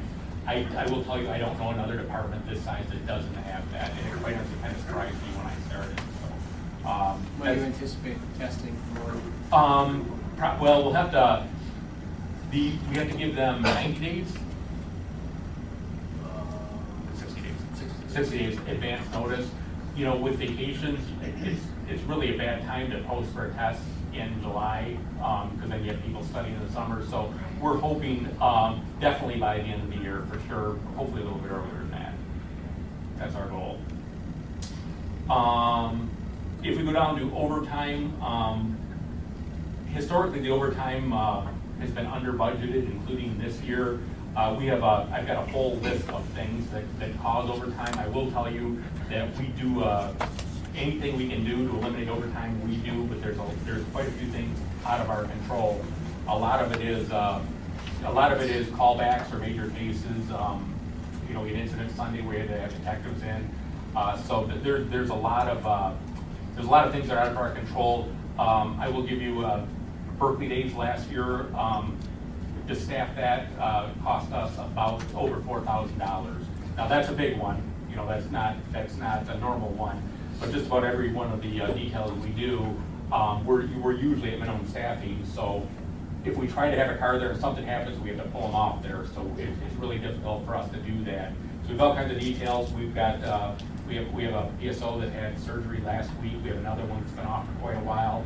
So I hate to say, but it's kind of the cost of doing business. Court, we don't control when they go to court. So there's a whole litany of things that cost us overtime, and we wanted to try to realistically budget it this year. Any council members have an issue with the overtime that's been budgeted at based on what looks like it's happening? I'm just curious, so our city events like Berkley Days, our Nash Cruise Fest, do those automatically generate overtime? Or is it just the additional person power for those events, or how? It's the additional person, like I stop leaning on this. Obviously the Woodward Dream Crew Sure. is reimbursed to the city, which is good. Yeah. But just about anything else, we don't have the personnel. I mean, if you consider medical is 2 people, so if we have 2 medicals going at once, we're scrambling. obviously any fires too, it's all hands on deck. So with the model we have and the staffing we have, you know, right now, if we have one person at training, we're at minimum staffing. If we're one person on vacation, one person is sick. So it makes it difficult, especially when, as a department, we're trying to get up to speed on the training. And quite honestly, that's most of the times what takes us is what takes us down to minimum staffing. Well, we're very grateful for all that you do, and appreciate it very much. Thank you. So do we see us, we're going to be able to catch up on training and then that'll be less Yes, impact? yes. When we get to the professional development, we've sent a lot of people to training this year. There's still ongoing training, but a lot of the catch-up stuff, the company officer 1, 2, 3, that we need to get people to the a lot of advanced law enforcement training that just wasn't happening. We're catching up on training that should have been done. In my before opinion, this. my No, opinion. that's not your opinion, it's a fact of the matter. Yes. It should have been and it hadn't been, and we are trying to. And education training is very, very important to me. I really do think it, one bad incident, I mean, nobody's perfect, we're all gonna make mistakes, but one bad incident, it really costs a lot more than sending people to training. Chief, just a quick question. Do you Sure. have an idea, and if you don't, that's fine, but even a ballpark is okay, of what percentage of overtime is as a result of community events? Because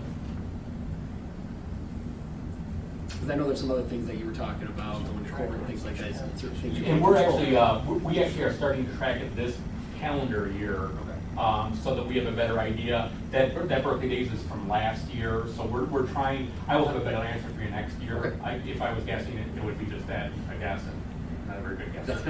Thank you.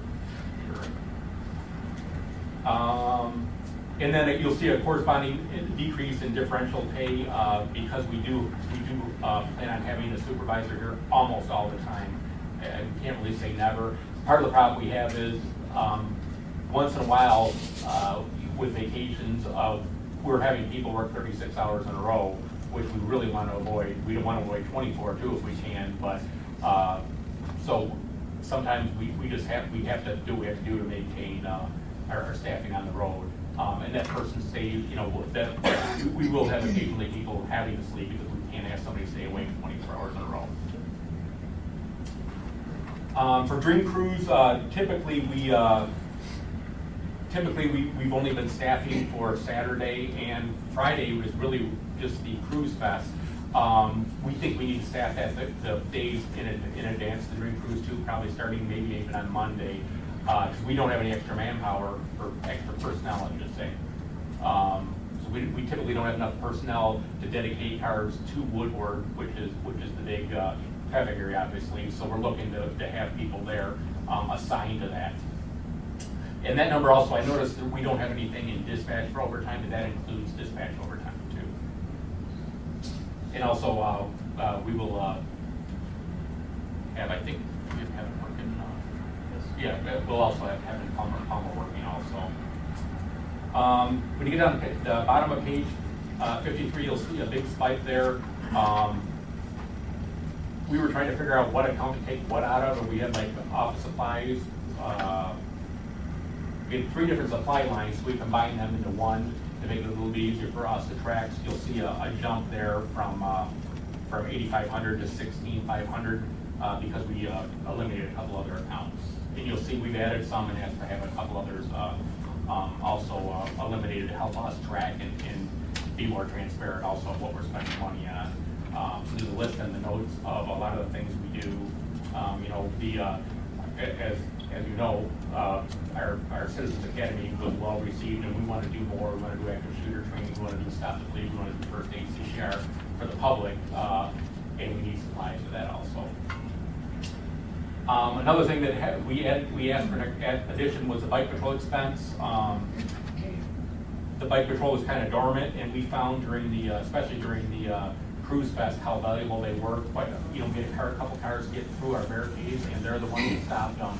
And that bike patrol, as a matter of fact, you'll see them at Berkley Days. Our plan is to have them working Berkley Days. So there's 6 officers.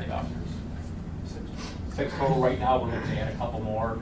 Our bikes are in pretty good shape. We're looking to add 1 bike and some training. So that's what that new account is. $3,100 this year, it'll go down next year, and we need a bike this They're year. also quite valuable in our 5 and 10K. Yes. Where they can, we don't have to have a patrol car lead or follow, we have one of the bikes out there. Yeah, exactly. And it's easier to approach them, more personal too, rather than being in a car or something like that. When you get down to uniform cleaning, again, we have a little bit of a spike to buy new uniforms for, we have contractual cleaning allowances, and we also have purchases. So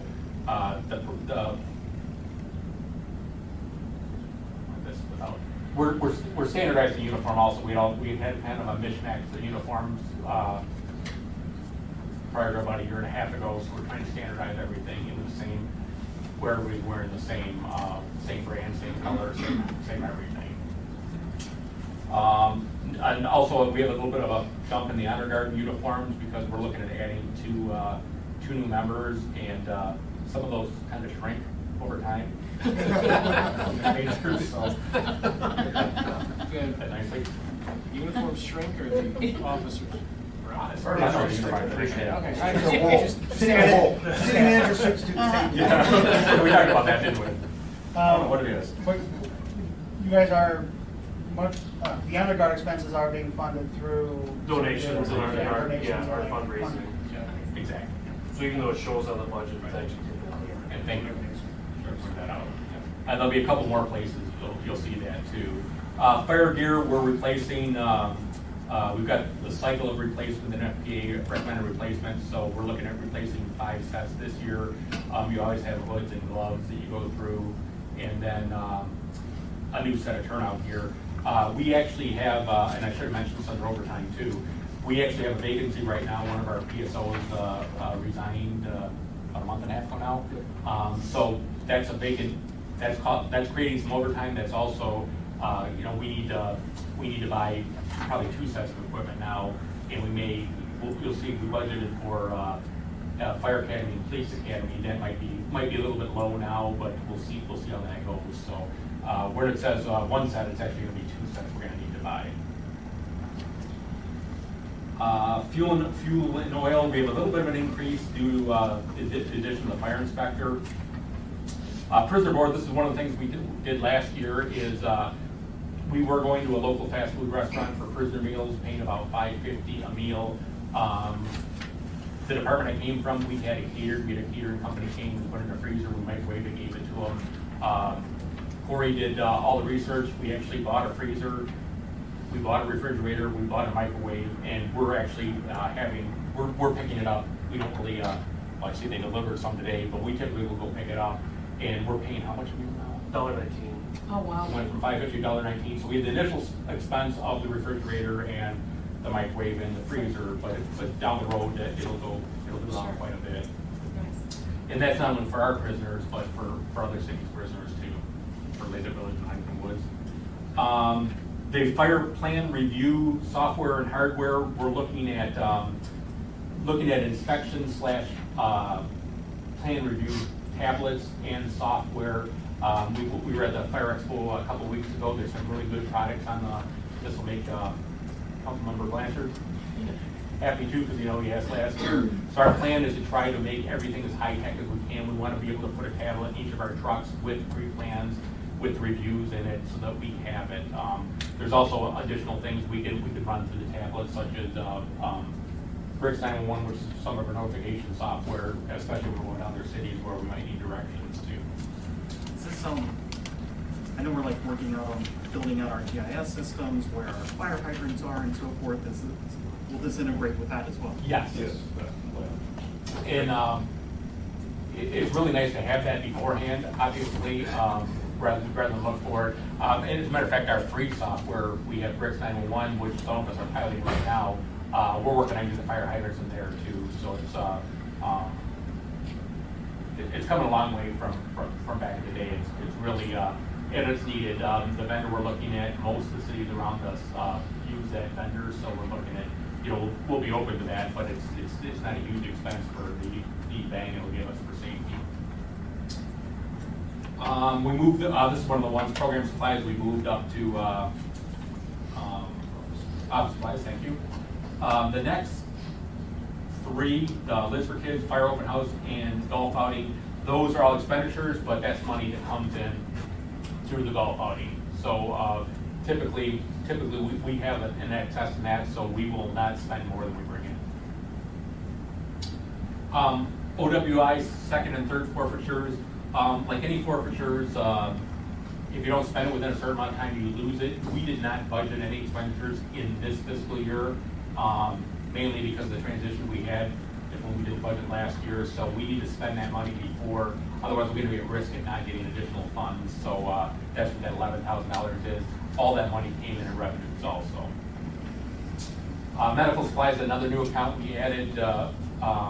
We get a lot of our supplies through Alliance, but this would be things that they don't give us, like tourniquets, AED pads, bandages, dressings, things, supplies we need on the medical field. And this also gives us a more exact way to track what we're spending when it comes to that. We're going to go to stop the bleed kits and all of our equipment. Yes. As a matter of fact, we're looking at those. We're hoping we can actually get those this fiscal year. And we're also looking at doing first aid, CPR, ED training for all employees. And again, we want to do that for the public too. For canine expenses, we're asking to start a canine unit here. We would like it to be cost neutral, or it will be cost neutral. If you look at the revenues, we projected $25,000 revenue in donations, and then about a $25,000 expenditure. I've learned since we prepared the budget that there's some groups that'll pay for everything: the dog, the training, the vest, everything. What's the word I was going to use, Jack? Thank you. I can't say that word. So thank you for saying that. I learned from actually Farming Hills Canine Handler that there's a woman that's her thing, and so hopefully we don't even have to look for donations. We'll just have someone to provide that for us. That's obviously good for tracking. Obviously with the legalization of marijuana, we don't have such a need for marijuana, but there's a lot of other narcotics that dog can be used for. And who doesn't love a dog? Our dog was really popular. How many officers will be either trained for the unit or? It'd be one. Just one. We would have one. Do we know that's? We do not yet. People fighting over that? They will, yes. They're already posturing, if you will. One of the nice things about the, as you know, Officer Shuey that works with us, he was a canine handler. So he knows the ins and outs of set up these programs in other agencies. So what they do is they have the master handlers come in, we'll get a pool of people that are interested, at which point in time they would interview them, to talk to them, to give us a recommendation of who they believe would be the best fit for a canine program. The thought is to have Officer Shuey sit down and talk to everybody that's interested, tell them every negative thing about a canine program, because a lot of people are excited about the title, but they don't realize that's a complete family lifestyle. So I know since we've discussed this, certain officers have been visiting other canine families, their wives and stuff, meeting with them to see. So they're actually looking at this really realistic, which is encouraging. We have like a name that dog contest or something, the mascot name, something cool. For a $25,000 donation, yes. Every year. I think they come named. Yeah, sponsored by, Right. this is the Taco Bell dog. And we also think this position would give us a little bit of flexibility where this person will have to know they're going to have to work the shift we need them at. And that actually, that's for events, that's for, even the PR stuff going into the schools, but also for, if we have somebody going to a 2-week school on day shift and we need a dog, and I have to get away from it. In Farming Hills, it was always, is Argos available or is Casper, those were the dog's names. The handler kind of got slighted because they have something to do with it too, but the officer will have to be flexible to work where we need them, and that'll be part of the process. So no vacation for the dog yet? No, and actually sometimes our handlers would take big dogs on vacation, sometimes we would board them for them, but I will tell you that it's a great tool to have, and really the only thing I have to worry about is getting too attached to the dog, because you have to look at it as a tool, even though we all love dogs. The other benefit to that is when we have prolonged injuries where somebody's on the mend, like we've had somebody off since the end of January, hopefully they're coming back in another couple of weeks, they avoided surgery, but having them off in that 6-month period, we can transition that person into that line. They're again greatly reducing our liability for overtime. So they go into this knowing that that would be a situation, there's flexible schedule to this. It would help. Surgery was avoided. I also was with Aaron's golf ball. Was avoided on Saturday. Oh, yeah? as well. It wasn't me. Somebody else. It's okay. No more injuries. One of my friends from Harvard Mills did last year too, so it must be every year. We also, equipment supplies was also moved to office supplies. Medical equipment is another new account for actual medical equipment, not supplies. So we're looking at getting some medical bags and some other things out of that account. For our memberships, there is nothing new from this year. There is, the one I had highlighted is the Mavis membership. Right now we're paying $3,200 a year. There is a proposal to increase that to $6,000 a year. We would get credit for credit for me going to the meeting. I actually go to those meetings usually with Corey, with our member, with Jack being on the incident management team, with our members on technical rescue and hazmat. So there's quite a few credits. We're hoping that'll be down closer to $3,500, and we don't even know if it's going to fly. But we thought we need a budget for worst case scenario. So that was really the only increase in that one. Then going over to contractual services, the 818-000 account, that's where we have budgeted for the sergeant's test, and that's about what we paid last time when we tested for sergeant. The good news is, well, not good news, but the last promotional process we had to test for lieutenant also, so this is only sergeant, so it won't be quite as expensive. And we also have the corresponding psych and medical exams there also. Chief, the alignment above that, the data processing at Clemens, you know, over at least the past year and a half, I've heard of some other potential options. Brought to my attention. I know you've heard about that. You know, yeah, to me, Clemens is an all-in-one, and everybody's on it. It would, you know, Southfield didn't go to the new radio system, and they're still paying for it. I really think Clemens is the best bang for our buck. We get vendors calling us all the time, and we don't even consider them. And they are very responsive to us also, and saying, please pipe up if you disagree. Not perfect, but it's the best. To me, it's the best thing in the state for sure.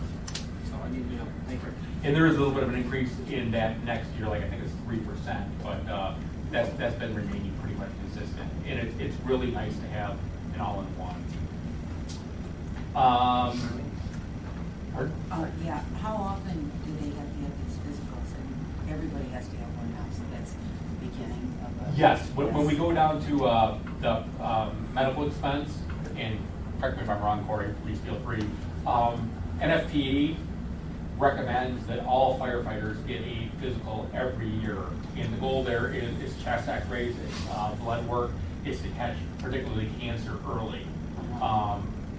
You know, I think one of our PSOs, if he would have had this physical, it probably would have been caught a lot earlier than it was. It turned out okay, but this has never been done here, and it's something we need to do. When I was in company officer 1, 2, and 3, I kept hearing about yearly physicals, and we weren't doing them, so this is the first chance we got to do this. Quite honestly, I know Corey's been asking this for several years, and it's something we have to do. I will tell you, Rochester Hills, we're budgeting about, there's different levels you can do. This is all of our firefighters, which is all of our public safety officers, plus Kevin Palmer, plus Pete. We're budgeting about $150 a person. Rochester Hills budgeting $1,500. They're doing a lot more. We want to do what we need to do, and this is the first time we're putting it in here, so we'll see how it goes, but we think this is a really good start.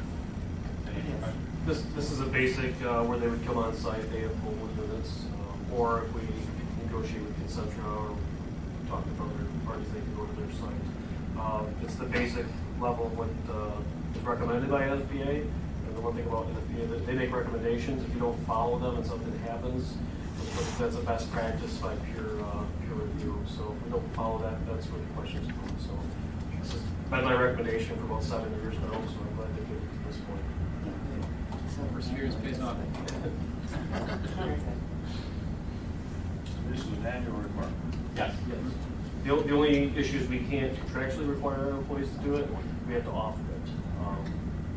But in conversations with both units, it's foolish not to take advantage of something as wellness like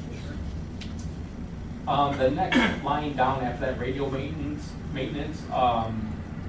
we have $4,000 budgeted, and I'll come back to the radio system towards the end of the year. If I can make myself a note, so I don't forget, because there's something I want to put on the radar. Moving on to page 58. Again, please stop me if I'm going too fast or tend to talk too fast when I have a lot of today.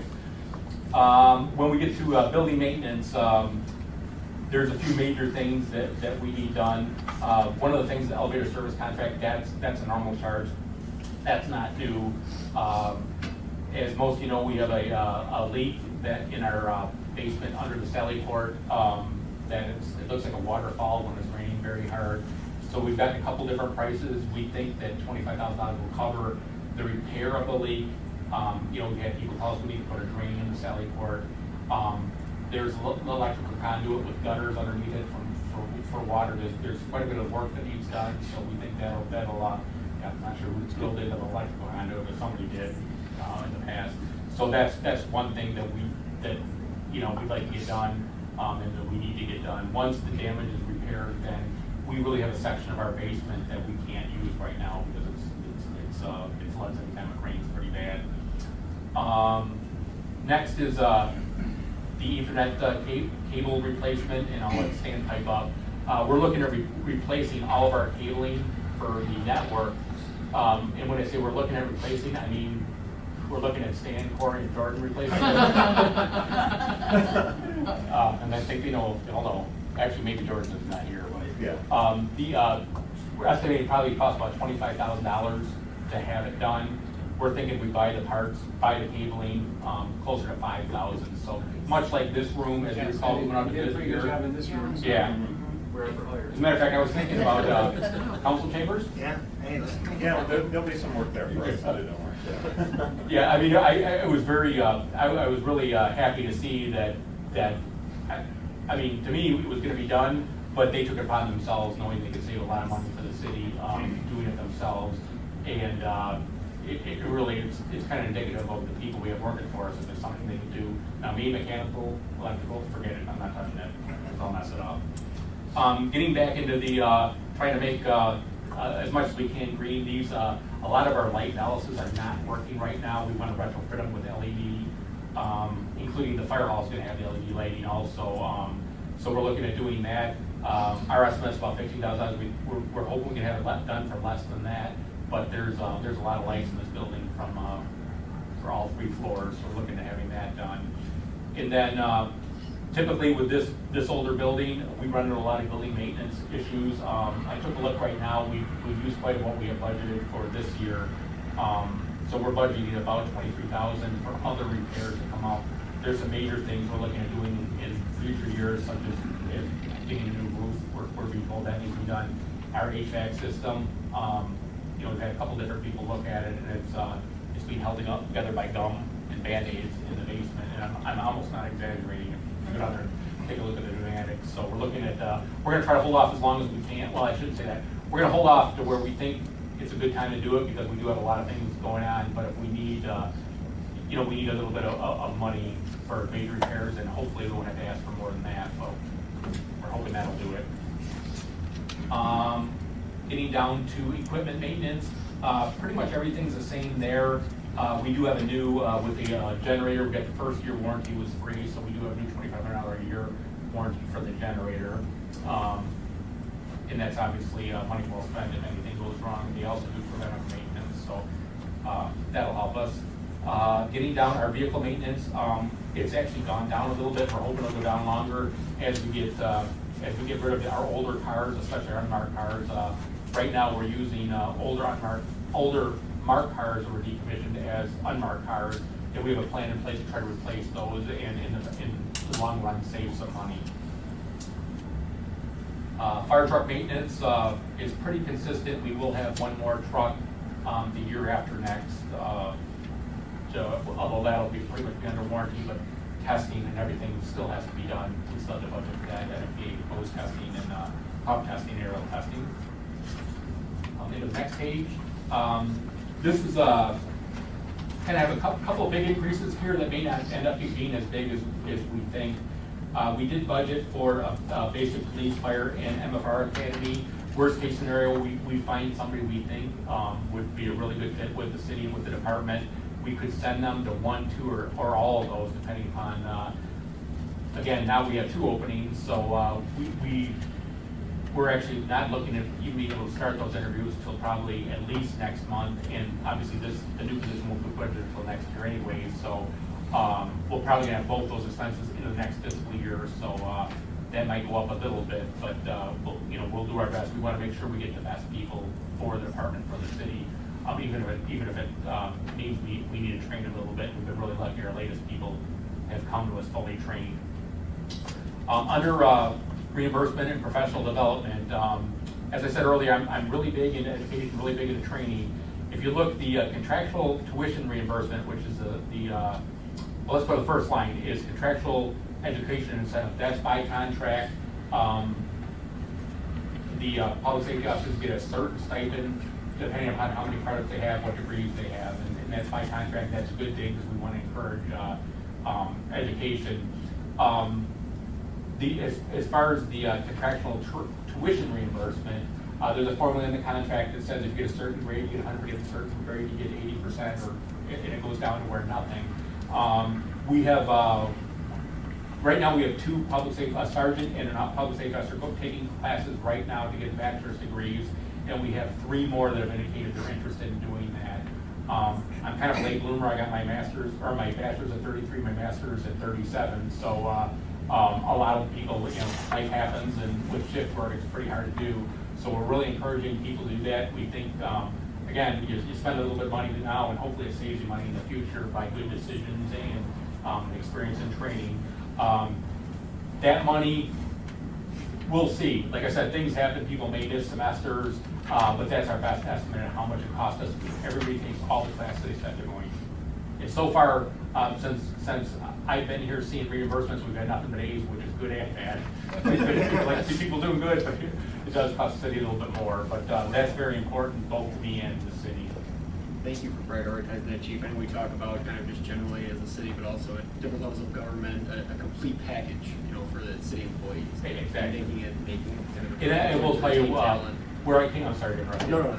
Where I came from. I mean, if you didn't have a master's degree, you were going to be a lieutenant. And I mean, it was different. And I'd like to eventually, not that putting, and actually Corey's already looking at a master's degree eventually, and hopefully a free one through the Naval Center. But I'd like education to be a big part of what we do here because it is important. One of the things we did on this professional development line item, we separated the 2.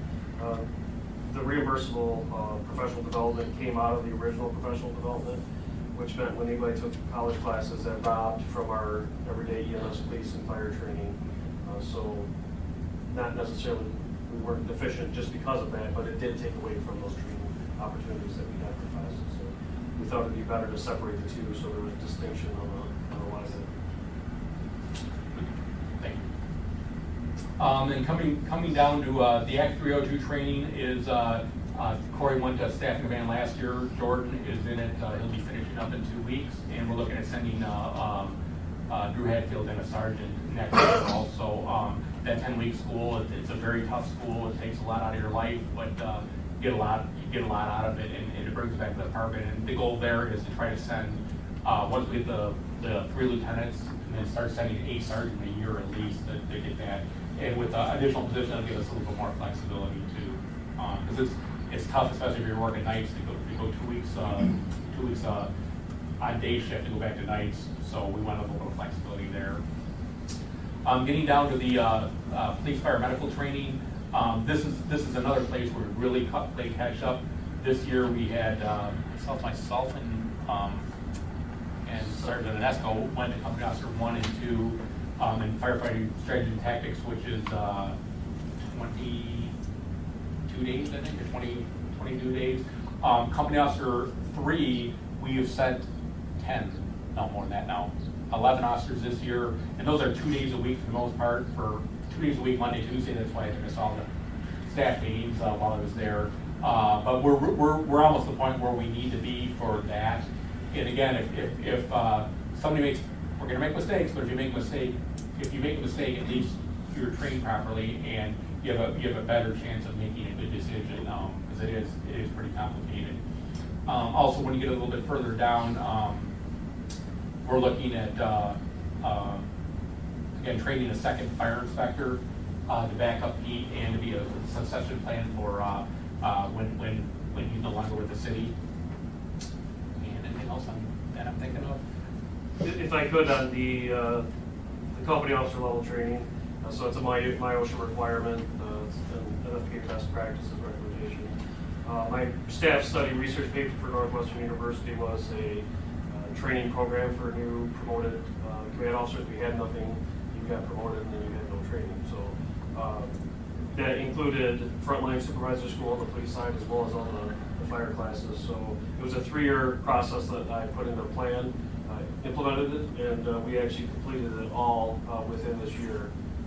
So because of our availability of utilizing free trainings that were out there, and also we spent a considerable amount of money to send everybody, but we did a 3-year plan in less than 9 months, so it's exciting. And the hope is, and a lot of things I think in this department is we're playing catch up, that once we get caught up, it'll be more of a maintenance thing. And it's not, it's fiscally, and it's tough to be done. For everybody, it's tough to be out of your normal routine, but it needs to be done, and our people have been really good about doing that.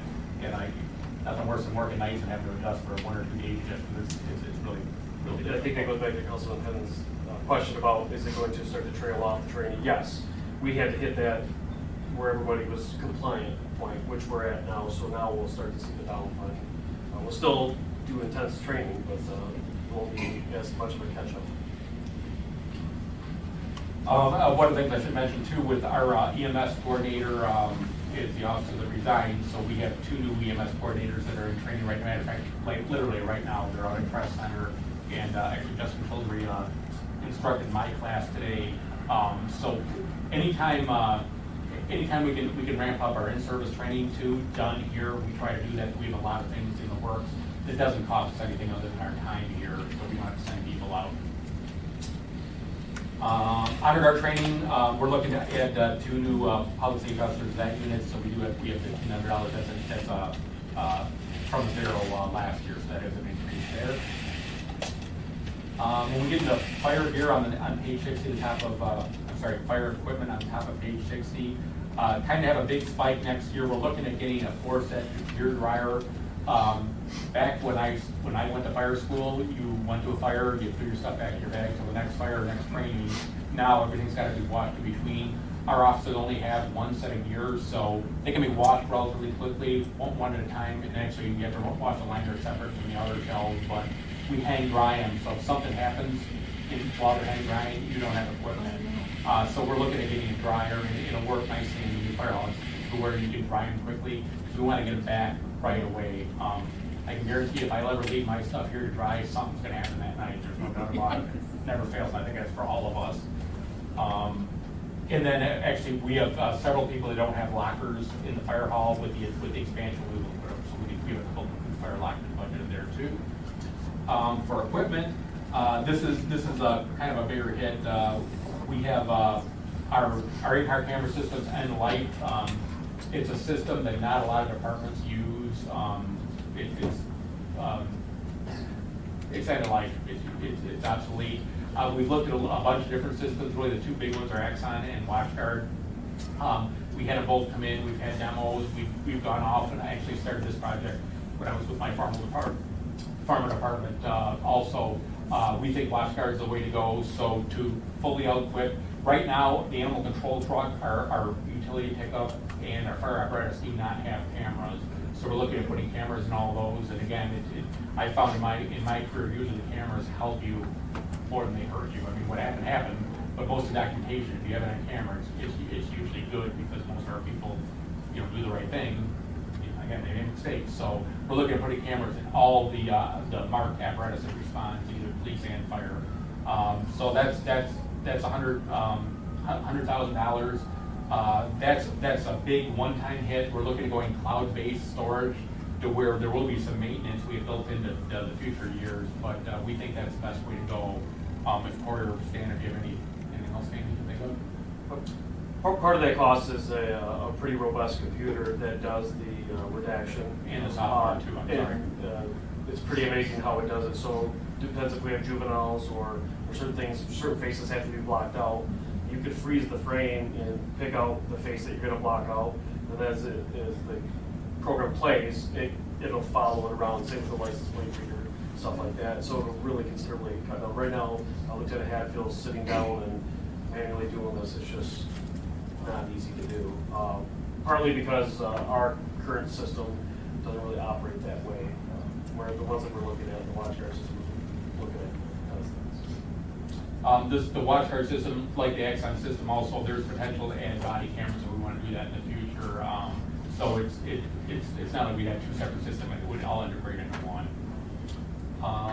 Do you see a need for body cameras? I don't know. A lot of departments are going to them, and really, it's a good part of it. It's up to you. Again, I found the body cameras most of the time they document what exactly happened, so that's good. But you have a lot more redaction. You have a lot more personal information. Really, one of the things we were waiting for in my former department was people can FOIA personal information inside of somebody's house. Like if the police were at my house, I could FOIA the video, and we have to redact personal information, but they still have footage inside the house. The new laws changed that, where they can't do that anymore. But something down the road, we do have some funds in a couple of years down the road. That doesn't mean we can't move them up or back. So really, to me, it's the thought of the community. Big expense, more cloud storage, so it's quite a bit of money on top of the $100,000 already. I would imagine that the health regulations and so on would Yes. go in part in that since you're public safety. It's a large part of it. You just can't film everything. Well, you can, you just You have to can, redact yeah, FOIA, yeah, you just yeah. have to release them. But when we did the in-car camera system, we wanted to have a system that was capable of that in case it was a body decided that we needed those, and what we decided. Ferndale added those recently. Okay, so They we did. can, so there are other places we can. Yeah, their actually, experiences. there's not a lot that have come up and running. There was a consortium with Southfield, Lincoln Village, Farmington Hills, several departments there, and they're just in the process of purchasing them now. They're budgeted a couple of years. So there's a lot to it. So we'll be able to learn from others. Exactly. Our officers will still have the body mic though, so you won't have the actual video, but you'll hear the audio. So we still have that. If there's a car cam, you can still see, and the dash cam, you can see what happened and you can hear. Right. Exactly. Yeah. Even if we're inside the house or a building, you'll still hear the audio, so you can document what went on. And that does help a lot. It obviously isn't visual, but audio helps a lot most of the time. We also have down towards the bottom of the equipment line is speed signs. We're looking at the ones we have now. They are portable, but they're not really portable. They're pretty hard to move around. You couldn't put them on like just a street, just like on a signpost in a subdivision. So we've left our options open whether we want to try to get a trailer, get more portable signs that are powered by solar. So we think our goal is to have 2 permanent signs on 12 Mile, 2 permanent signs on Coolidge, and then a couple we can move around to our trailers. So we're thinking with that amount of money budget, that we'll probably do that and hopefully completely cover that. Radio equipment I'll come to again at the very end. For vehicles, we're looking at replacing 2 marked cars and 1 unmarked car.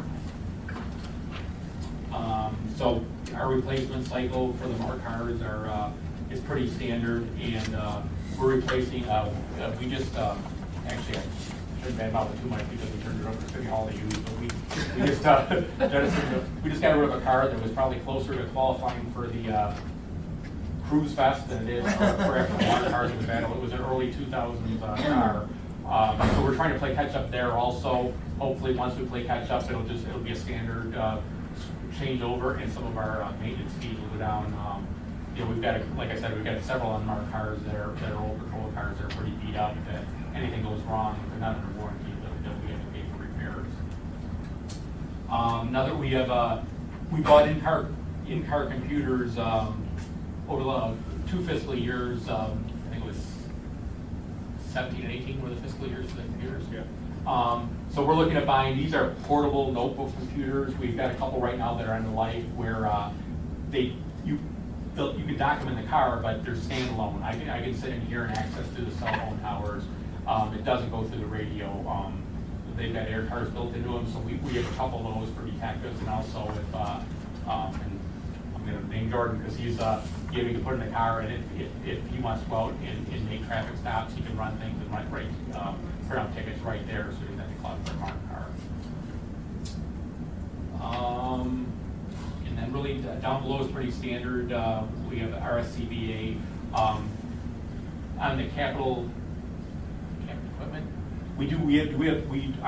Our SCBA's are towards end of life. We are hoping to get a grant where we're only paying for 20%. 20%. Worst case scenario is probably about $180,000, and I think we get 10%. Worst case scenario would be about $180,000. We're hoping to only have to pay about $20,000 of that, but we do have the full price if you look at the on the CERP because that is within the next couple of years. 22.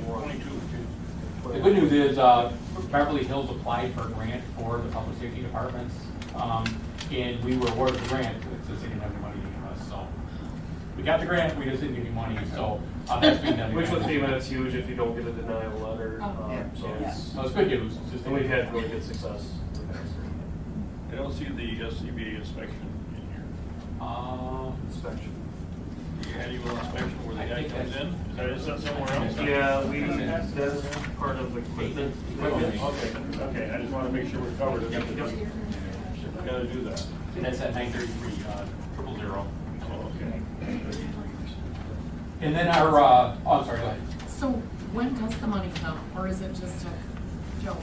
No, I mean, I don't, but. No, so we were awarded, the grant was approved, but they didn't have the funds to give us, so we had to reapply. So all the money was spent for that fiscal year, so we had to reapply.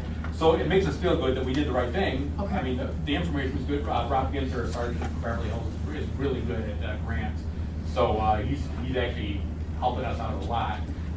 So I think it's already been submitted. Well, as soon as we get the denial letter, the week after we resubmit, they do. So it'll bode well that you were approved and that, okay. Correct. One of the things they look at, though, obviously, is the community's ability to pay. So being in good financial terms right now, although we didn't get denied, so I would assume, or fingers crossed, this next time. And this grant, this grant includes Oak Park, includes Huntington Woods, Beverly Hills, and us. Okay. But because of that, that increases our population to a certain number where we get to, instead of 20% cost, we get to the 10%. Okay. Which is awesome as well. Thank you. Any questions on that? And then the radio system. Our current radio system was installed in 2010. It is clearly end of life. Oakland County does a really good job maintaining it, but they're buying parts on eBay for it. You can't get the parts. This was it's a system that was designed by Maycom. They were bought by Harris. And the Open Sky is the technology just doesn't work for this area. So it's 10 years on a radio system is pretty good. So it's not like we don't have the building penetration. We have coverage issues. I'm actually on the Columbus Radio Oversight Committee, which means I'm on the committee that decides the new system. You get when you go to a meeting. Right. Or don't go. Yeah, actually I was there and I still got pulled in. There's a lot of wheels in place, and I don't know if anybody heard if the Board of Commissioners approved the surcharge hike. You know what? It was last. You know what I meant to check into that. I apologize. There's right now. Oakland County is paying 36 cents a line radio surcharge for 911 and radio surcharge. That's per mobile and landline. There's proposal up to 42 cents to help pay for this. Right now, we are hoping that we would get one for a full-time equivalent. So if we have 29 officers, we would get 29 preps, microphones, batteries, antenna. So we'd have enough to equip all of our people. We would need to buy spares. We need to buy radios for our animal control officer, Pete Kelly, and have a few spares. We would also hopefully get a one-for-one replacement for our car radios if they're being used. Originally, it was replaced one for everything. They had to cut 750 radios out of it. It's a huge system. Everybody in Oakland County has this except Southfield. They're going to be in the new system. So it's huge. So we put for the fiscal year after next $50,000 for, because there are things we have to buy, headsets, the fire apparatus, some of the tactical stuff for that we need. So I was feeling pretty good about that number, but it really seems like we're struggling to pay for everything out of the funds a lot. Excuse me. So I was feeling pretty good about that 50,000. I think we can leave that in there now because really we don't know any more right now. But that may increase. One of the things that scared me is one of the things they tried to pay for was the we recently bought. We paid $5,000 a year for our radio phone recorders. And Clemens was hoping to provide that service as part of this project. They couldn't do it because this is IP based instead of a closed system. I'm being told the interface with that could be as much as $30,000, which takes a lot of that $50,000. So there's sorry, I'm talking too much today. There's a lot of unknowns right now, and right now there's still unknowns. But I just wanted to let you know that next year we might be in a completely different. It may be really good, it may be not so good, but we'll have more information then. So bottom line is anything we break right now or fails, we need to pay for. So we try to budget enough for that. We've had pretty good luck. I mean, we have shoulder mic issues, we have battery issues, and right now they're still swapping them out for us, but we don't know how long that'll last. Just wanted to put that in the radar. The new radios are $3,000 plus. Looks like Commissioner did. Thank you. Good. There was all kinds of requests to do that because we would have been in real trouble. And I should say whatever isn't funded, there is a possibility of a subscriber fee where we're paying $500 a year per officer or per car or whatever. We're hoping that won't happen, but that's just something that they can't rule out right now. Okay. Anything else? Thank you, Chief and Lieutenant. Pass along Lieutenant Overnick for half the time. Aside from the big items that we've talked about, is there anything in particular that you would like that you don't have? You know, there's some things I'd like to do things right, and you know, if it takes a little bit longer to do them right, you know, the reprogramming of the funds for the Cdbg, darn it, I like to speak of it. You know, we'd like to move our airlock outside the building. We've had some preliminary discussions about that, you know, $15,000, $20,000. That's something, we have a list of things we want to do in the future, but we're worried about, quite honestly, a little bit worried about, one, asking for too much at a time that we can't do because it's just, some of these projects take a lot. That dispatch project's going to take a lot of work. So there are things we have in the plans down the road, but to answer your question in a long way, this is everything we think we can handle right now. Okay. And you know, in the future, obviously, if you don't ask, you don't get it. So it might not be that year, but at least knowing it helps us plan and budget in the future. Obviously, protecting our residents and safety is something that we're always open to discussing. Sure. And we appreciate that. We need to discuss it. Thank you. Any other questions for the chief or for Lieutenant Miller? If I could say real quick, not take anybody over time. This was a team effort. Okay. This was a team effort with Jordan, Corey, Drew, Mary Stair, and myself. A lot of help from finance, a lot of guidance from that. So we really appreciate it. I'm a big believer in the could get hit by a bus principle that you know we need more than one person knowing what's going on. So I appreciate you letting us do this as a team. Also, I know it's kind of unusual. It's kind of what I'm used to, though. No, we prefer. Great. That's good. Thank you. Thank you. All right, we are a bit behind schedule, however, at this point. So we will continue. Don't talk. Get by a table. I'll make sure I pour it at the top. Sorry. We're going to move into community promotions. We are, yes, we need to get on our horses here.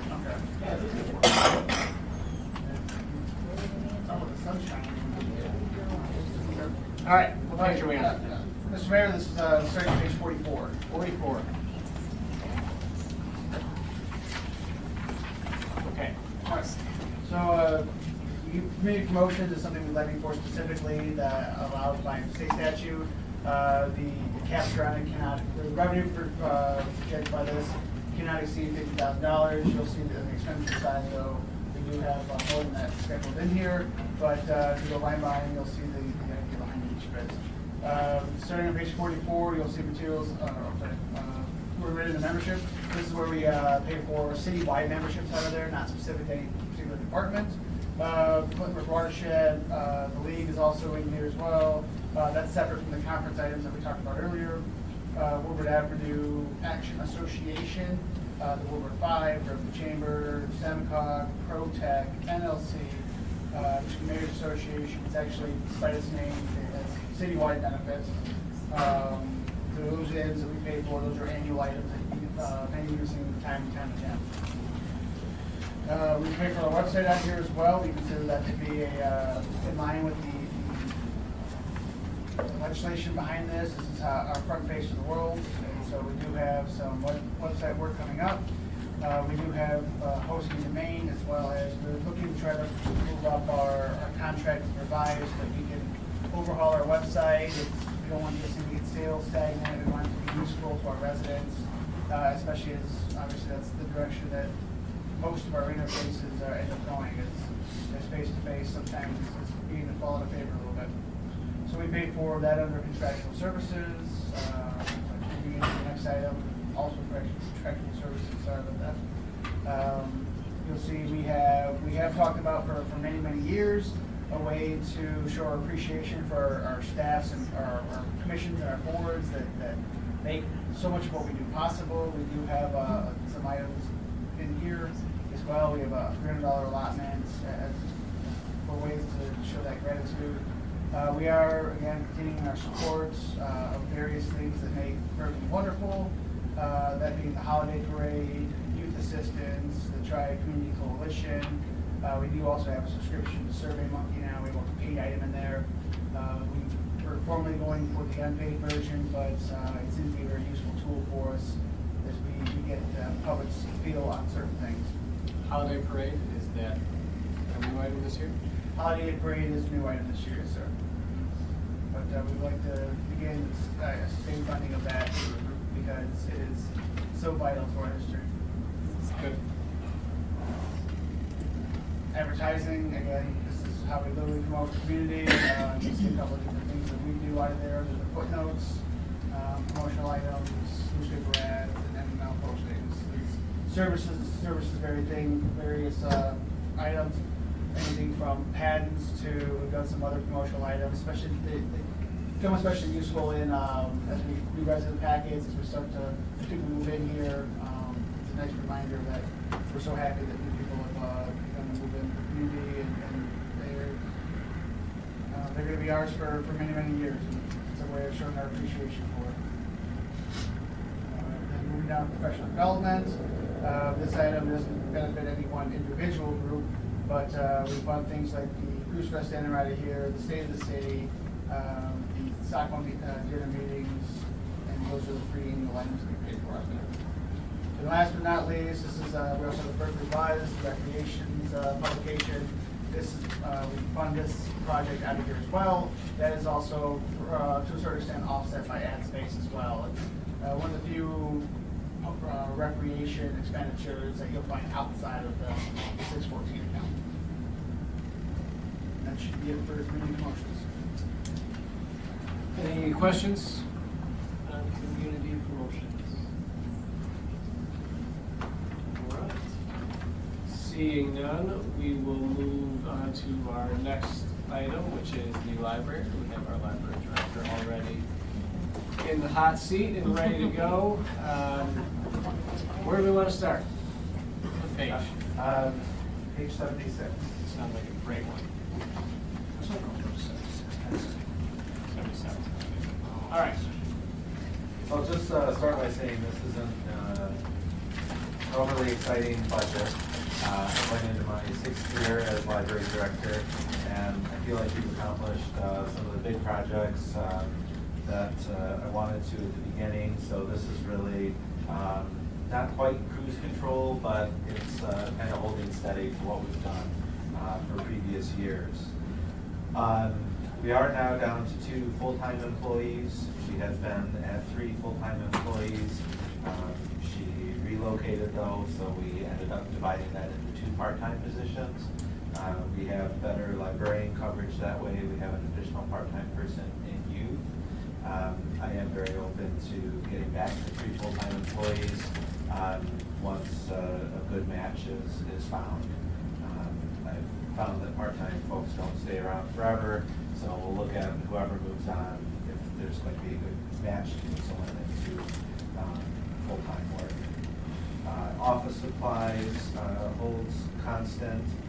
Books and periodicals, spending is up a little bit this year. We did a multi-year renewal, and then the news and free press continue to up their prices at the newsstand. And we do get a paper 7 days a week for the public. Downloadable content is an area that we're bumping up just a bit. We've seen growth in that area. Hoopla is one of the more popular downloadable services, so we'd like to allocate a bit more for that.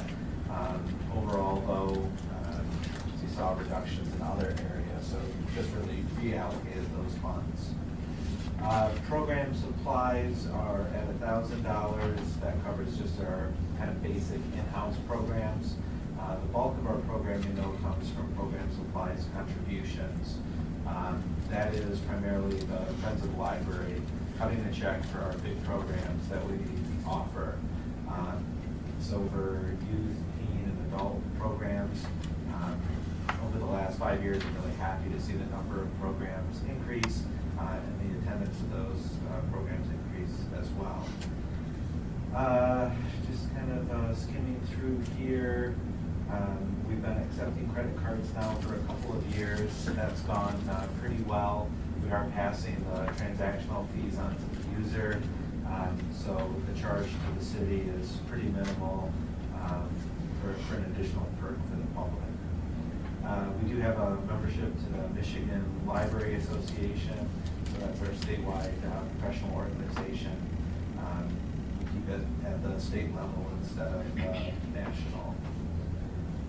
Contractual Services, that's Unique Management, that's our collection agency, and then our online calendar that does program registration, reminders, things like that. I did jump over Custodial Services, that's our building cleaning, 6 days a week that we're open, and then a little bit of hazmat, bodily waste clean up in there as well as the the library co-op is a big part of our budget. They are our provider of our integrated library system, our online system, our patron database. They also provide our internet access, filtering software, miscellaneous software licenses, and then the delivery to move things between all of the libraries. The automation and acquisition expense has come down this year.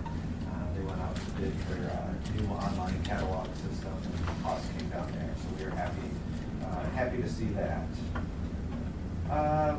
Printing, $200, not a huge amount. Meetings and conferences got moved to professional development, but we're still doing that. No major changes with utilities. Building maintenance, we're really just on a holding pattern there. We're continue to maintain our heating and cooling system. It's kind of nearing end of life, but Commercial Climate Controls has done an excellent job at diagnosing things and fixing whatever comes up in a pretty cost-effective manner. But I have noticed service calls kind of upping just a little bit as pieces fail. But so far, we're having no issues replacing things and repairing them. We do get our carpet and upholstery cleaned twice per year, and then just miscellaneous building expenses that come up. We did purchase our new public copier, so we own that piece of equipment. We just have annual service on that. We pay for usage on that machine.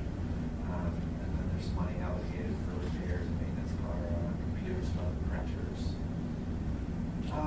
Let's see, so professional development is there. We'll send staff to various workshops throughout the year. The big project for building improvement is repainting interior and exterior. So we won't touch every single wall surface, but we will make sure everything's in good shape. In previous years, this was split between fiscal years, and this year we moved it together so that we could go out to bid as a single project and hopefully find a lower cost overall. We have just the really standard but super important thing of buying new books, buying new DVDs, CDs. That's really the most important part of this budget, in my opinion, is having things on the shelf for people to come in and get. So we of course supplement the two budgeted sections with books from donations. We have our annual Giving Tree campaign. People make memorial donations throughout the year. We don't spend any more than what we bring in given the fiscal year. No furniture is planned for this year. And the big office equipment piece is a network printer that will be in color. That'll be the public machine. So people will have the option to print in color, and there will be a 75-cent charge for that, which is in line with their copier charge. So more and more people have been asking for color and walking out of the building once they find out we don't have color as an option. So happy that we'll be able to provide that now. That's it. Wow. That's great. Thank you, Yes, Matt. Like I asked public safety, what else? Perfect world, what you want? In a perfect world, certainly our level of programming has changed. I mentioned that.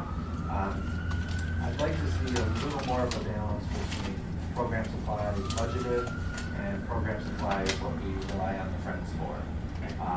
So they're our main fundraiser. They do the book sales twice a year. People are buying fewer books at used book sales, and then people are donating fewer books for book sales. So they are trying to come up with new ways to raise revenue for the library and our programming. But I'd like to see a little increase in program supplies in the future. Thank you. You mentioned the heating and cooling stuff, how it's a little bit more Band-Aids, a little bit more duct tape. Is it in the capital plan down the road to do a replacement of that equipment? It is. Okay.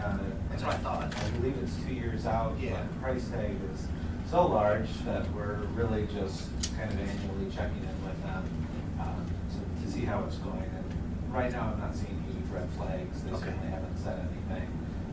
Just, $1,000 repair here or there. So that's to be expected. And it's in the plan? Yes. Replace, yeah. Additional questions for our library director? All right, seeing none, and the amount of fidgeting that's happening around here. We are at 2.5 hours. I will give you a 5-minute recess. I gotta hit the bathroom because we've still got plenty of time left.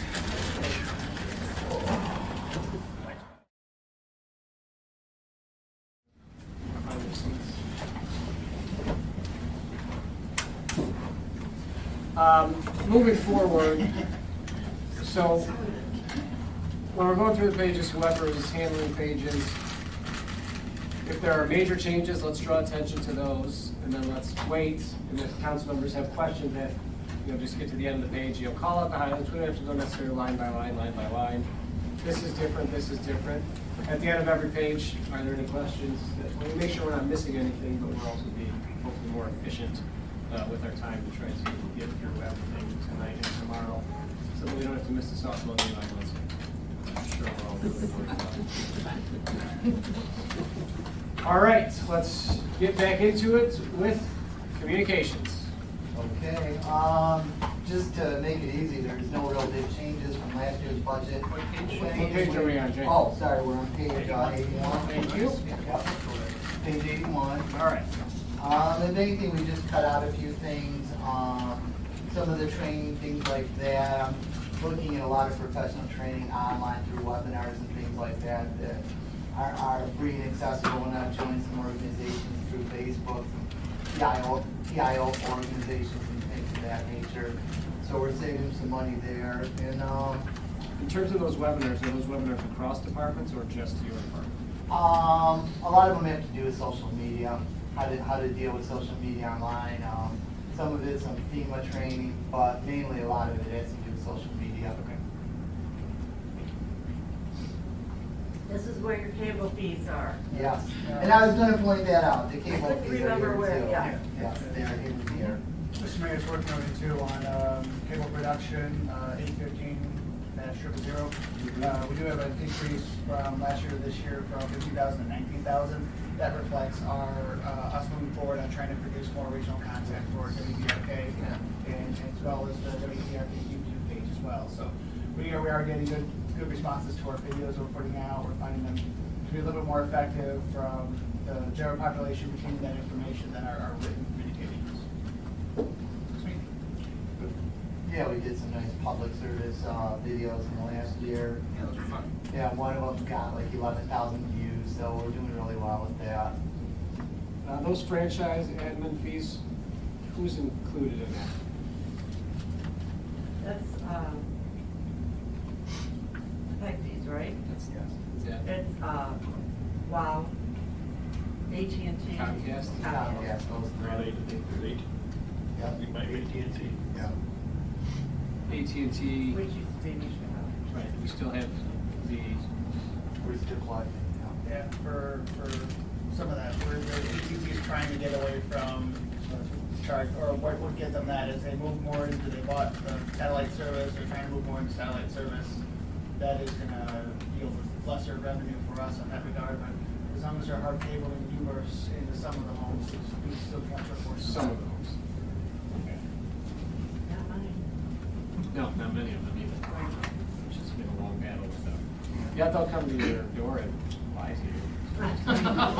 Heads up on that. I love when they come to my door. Moving along. That's it? I could go over some of the accomplishments, but. Go ahead. Some questions? What do you got? Okay, so, I think when I came into this position, the city manager, one of his top goals was to make us as transparent as possible, and I think we've done a lot in the last year.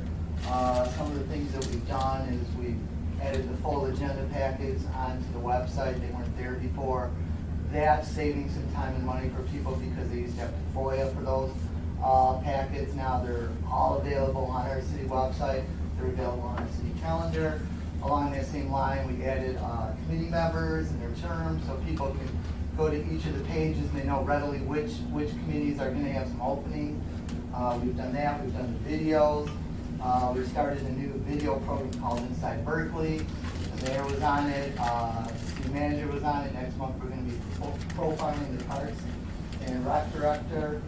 Some other things that we've done, we've created Citizens Engagement Advisory Committee on the staff. For that, two of our members are right behind me. Hello. And we've done some really good work there. I think one of the best things we're working on right now is a Berkley Block Ambassador program. I know Councilmember Stedman has brought that up in several meetings now, just to get us more in touch with the neighborhoods on an informal, friendly basis. Some of the other things, we've done some webinars, like I said, some of that training. And, I've created, I've tried to make the website more friendly too. Like one of the things we've done is, per the city manager's request, we brought the service request item up to the front of the website so it's really accessible and easy to find. I've taken the top buttons, you get 5 up there. I've kind of tinkered around with those, made the menus a little longer. Also added a now trending button, so for the latest topics. Today we just added new, the new guidelines and information about the brush collection. So we're just trying to make ourselves as friendly and as transparent as possible to the residents. I think we've done a really good job in the last year of kind of bridging that gap. Questions for our communications coordinator? Seeing none, Well, thank Okay. you, Jay. Anything else? No, I think, Future-wise, we're moving forward with the CAC. I'm, gonna be taking a video class with, CMN TV, so we'll do even better videos, and, I feel like we're really making a lot of good strides in reaching out to the residents here. Okay, thank you.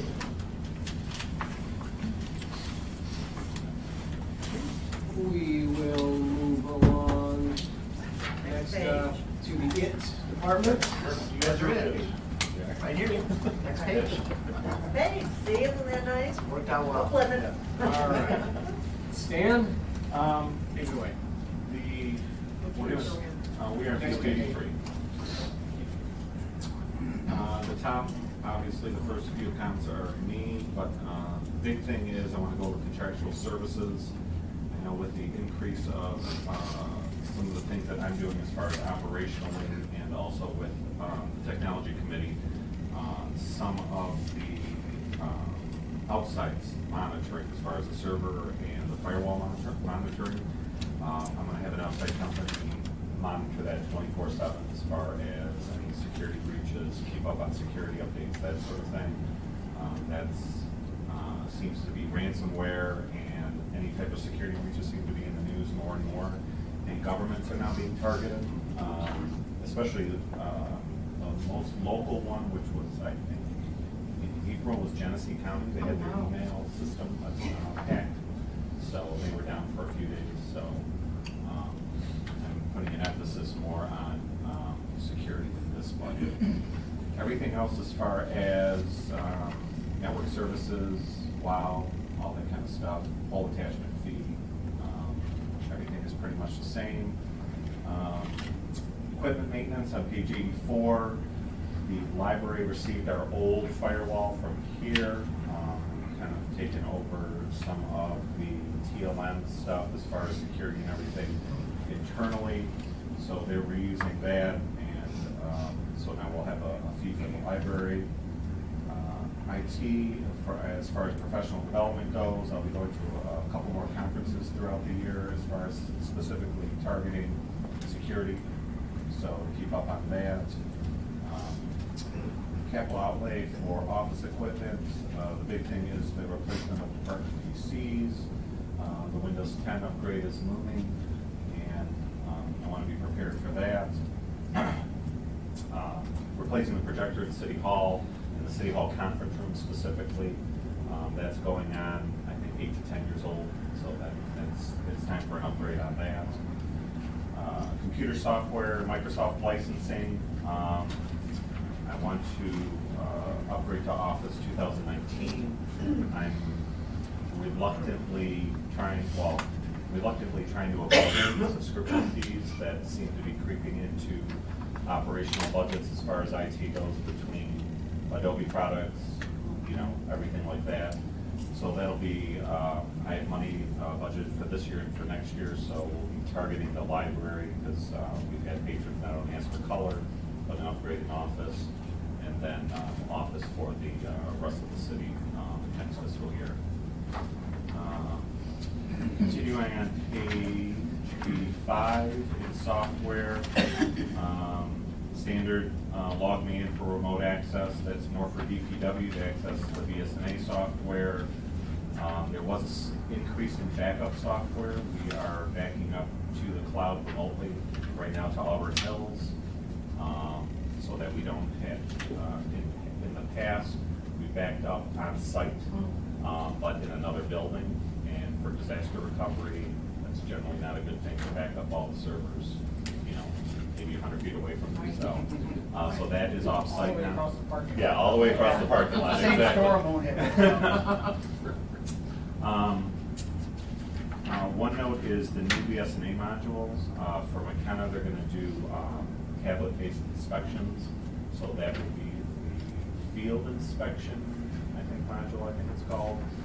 And we are going to venture into BSNA Online, so we're looking at water bills and doing more online as far as BSNA interfacing with that. So with these new BSNA modules, something we talked about as a council last year, wanted to move towards, like you mentioned, tablet-based inspecting and updating. Would that be information then that obviously is readily available to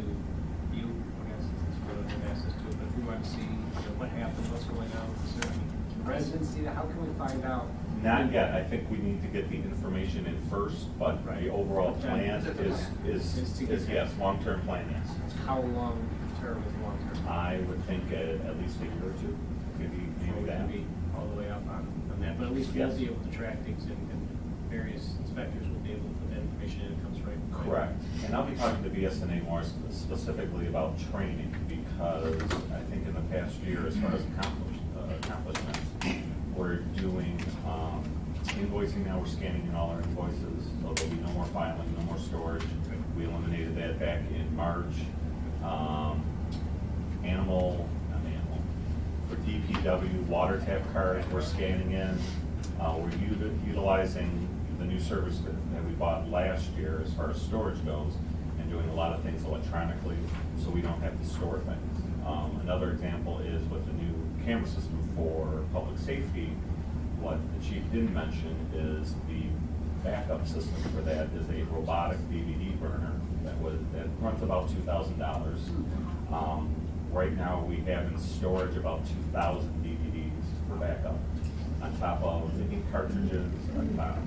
Operationally, we're looking at each department to see what we can do to eliminate all those fees. So, and it's part of this long-term plan that like residents will be able to report on code enforcement issues online, maybe get their updates. Yeah, we have talked about that at our TAC meetings as far as, the service requests. We've looked at other platforms, as far as to venture out from there. We also we're looking at a platform that we did a tour over in Plymouth regarding parking permits as far as doing that online, and kind of using that platform to jump off on submitting brush route requests. That's real tech. Yes, so, but I'm looking for, I don't want to do the hurry up and do something and throw stuff out there, and we're using 5 different platforms, and we're suddenly then manually trying to shift data back and forth. So we've looked at not only brush routes, but the garage sale, citywide garage sale, generating demand for that. The bigger picture for the brush route is HRC has and Derek and Sean can talk about it a little bit more tomorrow, is we now have every other month GIS meetings. It's now went from quarterly to now every other month, so that we can look at leveraging the GIS software. We have a lot of assets already inventoried, but we eventually would like to go to submit your address for the brush route, we bring it into GIS, we map it out. We've already kind of poked around as far as services, as far as what's the best route to drive around based on the addresses that we're submitting. So we can cut down on wear and tear of the equipment and that sort of thing. So yeah, GIS is becoming bigger and bigger, and we can leverage a lot of that. But it takes time to inventory everything, obviously. So it's not just putting some dots on a map and figuring out where to go. It's actually utilizing the data correctly. Let's see what else. We have document management. We are looking at, since Adobe Acrobat is creeping up in price as far as creation of PDFs, it's creeping toward the $400 per computer. We started looking at some alternatives, especially the redaction stuff. We've streamlined the paper report redaction. What the chief and everything was talking about was video redaction, and that's what's costing a lot of money.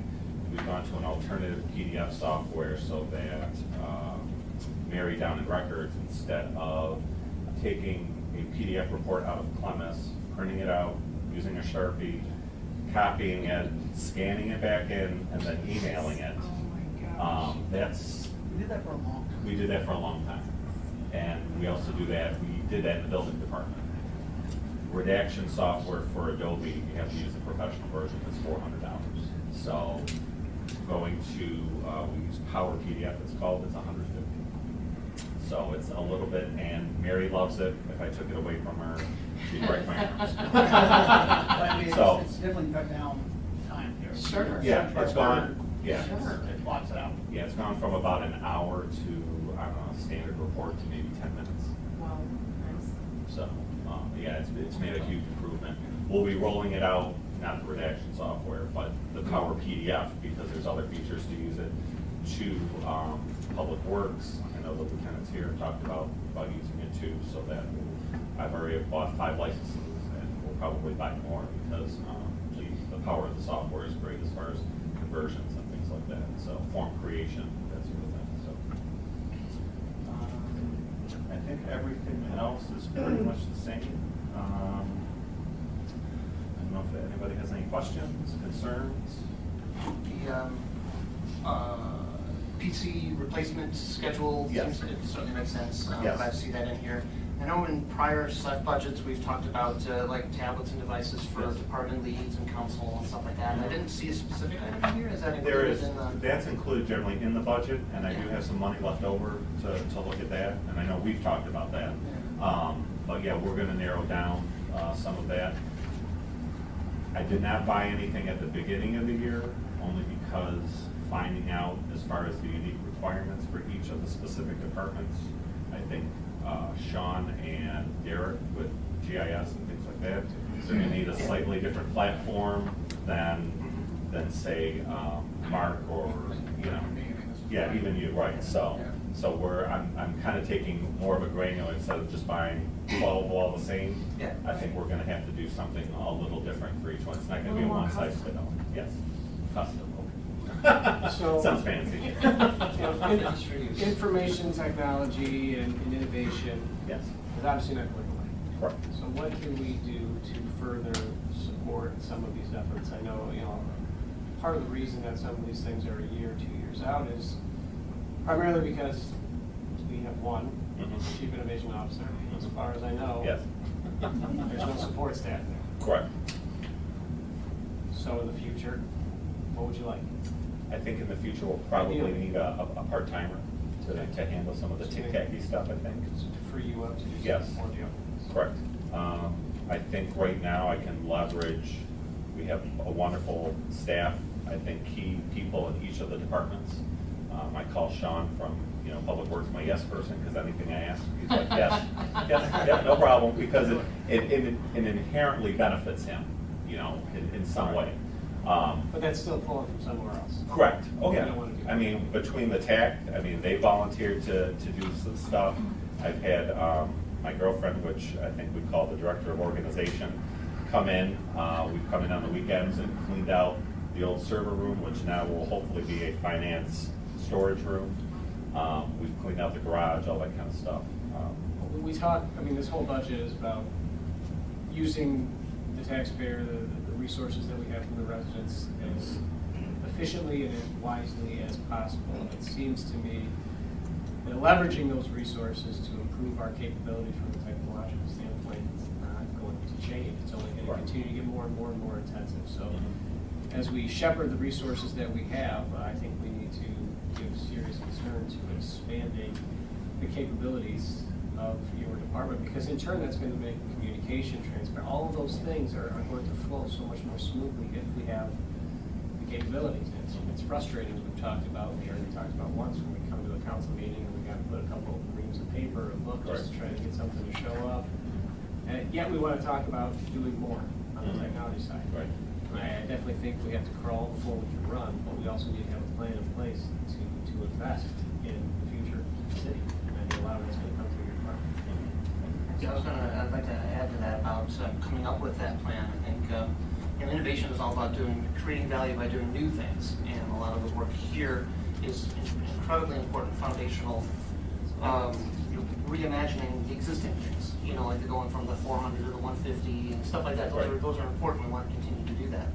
And at the same time, to Dan's point, need the time, the energy, the resources to be able to explore the new. We want to continue to improve what we have, but then adding new to it. I know the committee is a recent addition to give you some additional thoughts and horsepower. But at the end of the day, having somebody that works with and for the city, I think will help us in putting a little bit of funds aside in subsequent budgets to be able to make those things happen. Right? It's fun to talk about things, but if we can't actually get out there and do some of the things that we've wanted to do, then we're still going to be using reams of paper 5 years from now and stuff. So, yeah, that. So I guess what I'm trying to signal is we'd like to see even more, I don't want to say aggressive budget, but a more comprehensive, robust, that's an excellent word, robust budget requests, because as the mayor mentioned earlier, if you don't ask, you don't get. Right. So, tap into the pack, to the rest of us and see what we can do to help. Innovation is a whole new line of thinking, and I'd love to see professional development about, innovation, design thinking, and all that kind of stuff too, to help broaden how we approach problem solving. It's a different thing in an innovation world. So, giving you the tools and the resources that you need to be successful in that new frontier, I think would be key. Okay, thanks. Yeah, and I just wanted to echo, you mentioned some examples of things you've done that have resulted in productivity and cost savings, and I am comfortable spending more if it's more on staff or more on whatever it is you need, if it brings us those cost savings and those productivity gains, throughout the city. Thank you. To that, I just add that in addition, there's a resident satisfaction dimension that we may want to consider. Now, my day job, we do a lot of innovation work to either help improve cost savings, productivity, safety, and customer satisfaction, which is another front that we could talk about exploring. What do our residents feel about us from a quantitative perspective, and take efforts to boost that. We're doing tremendous progress with that, with the transparency, the communication, and things like that. So, thanks. Okay. I'd just like to say that in emergency management, I'm seeing a lot of emphasis on cyber, and I think that we need to make sure we're on top of that. Just for instance, the other day I was at a conference where they said that Wells Fargo Bank was getting hit 40,000 times a day with penetrating probes trying to get in. Bank of America was getting hit 100,000 times. We asked the guy why. Well, all these probes are coming from Iran, and the National Bank of Iran is where they keep the government's money. So they think Bank of America is where the U.S. keeps its money. So they're making major attacks on that. And it's not going to get any better. We need to be on the cutting edge of making sure that we are safeguarded.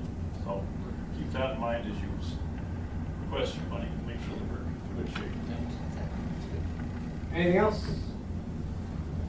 Thank you, Stan. Thank you. Moving on, we now are at the Downtown Development Authority. Hello. Hello, dear. What can we start? Looks like 192.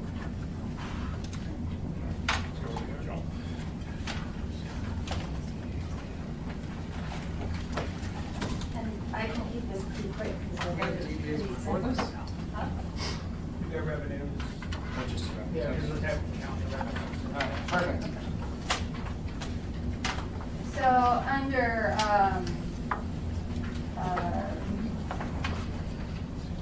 administration, you can see the only thing really that's changed is we actually have office space rental that will be used.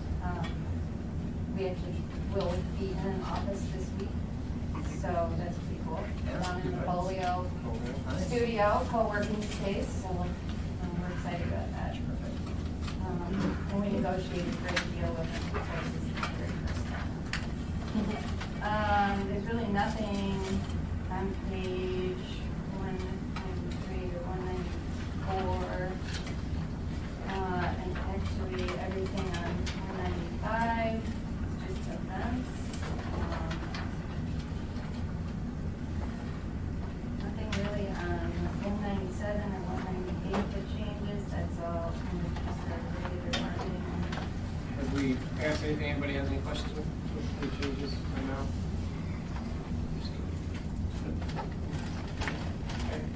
Same for 199, this is just all the same stuff that carries over, although we did get pest control that's online.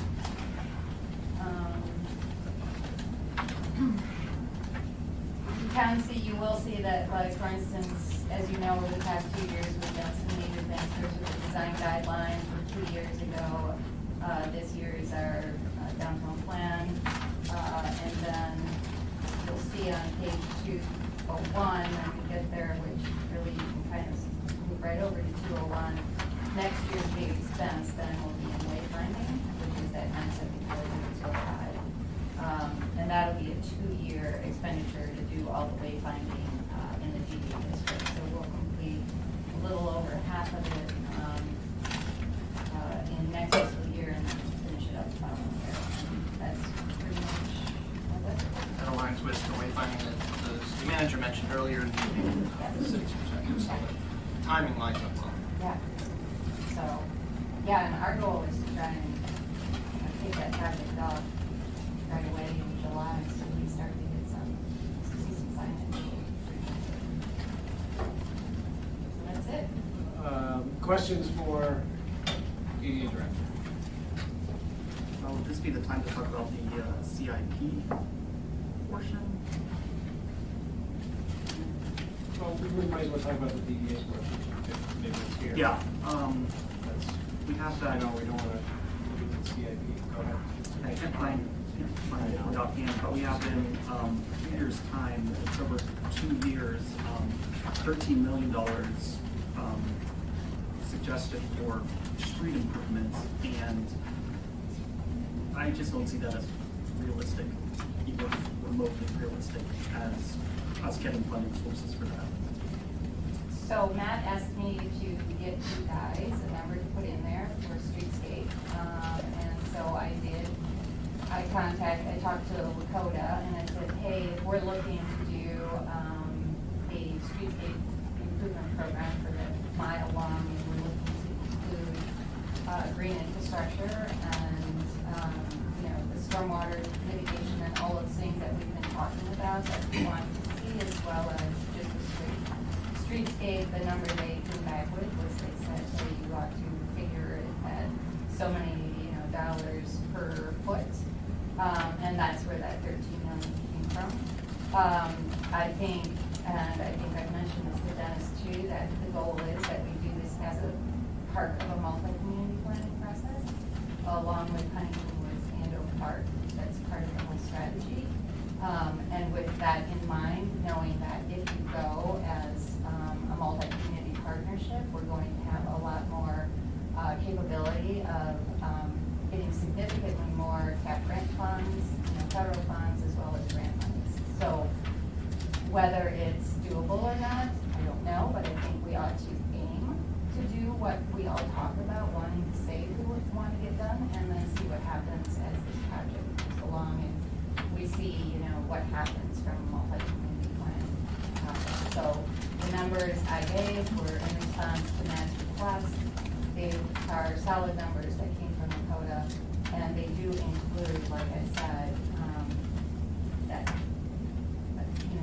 the green infrastructure, the stormwater mitigation, and all of those elements, along with just with a regular streetscape project. So these aren't just flower boxes and stuff like that? No, and I know that, for DPW, they're talking about, so if we tie everything in together, then we bring a much more robust package for people to look at, and there's a lot more reasons that. Is this just Coolidge? Yeah, it's the mile on Coolidge. You didn't say that here, so. Yeah. Yeah, it's Coolidge. Yeah, I don't dispute if this is a good ballpark figure for the costs. I just don't see a realistic funding mechanism for it. And part of this has to be that not only, well, this is from a few pages earlier, the reviewed items included in the prior to CI plan to determine if projects are attainable, realistic, and if the funding source is available. If they didn't meet those criteria, they were removed. And if we don't have a realistic funding source that'll find $13 million in 2 years, it doesn't belong on this plan. Well, once again, it was requested that I, come up with a number for the CIP. I probably would have pushed it out to 4 to 5 years,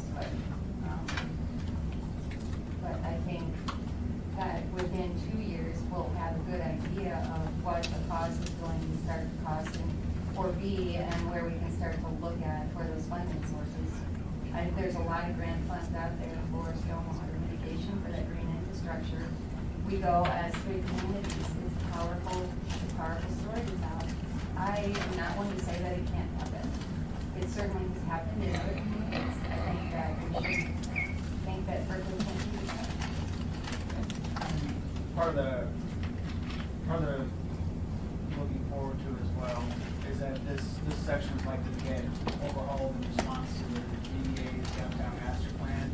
A portion of it is going to involve actionable steps that will help us more accurately gauge what what our true costs are gonna look like year to year, instead of trying to, clump all the need together in 2 years.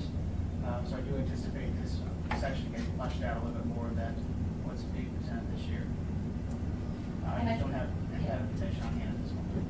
Well, and I think you see that, spread over a couple year period anyway. I'm pretty sure I split it into 6.5 million over 2 years. So You did, and that's still, to me, that's a very daunting number as well. I'm not disputing the potential of that, and I'm certainly not one to also, not shoot for better, but I have serious concerns that we wouldn't be able to come up with 6.5 and 6.5. But we'll get to that.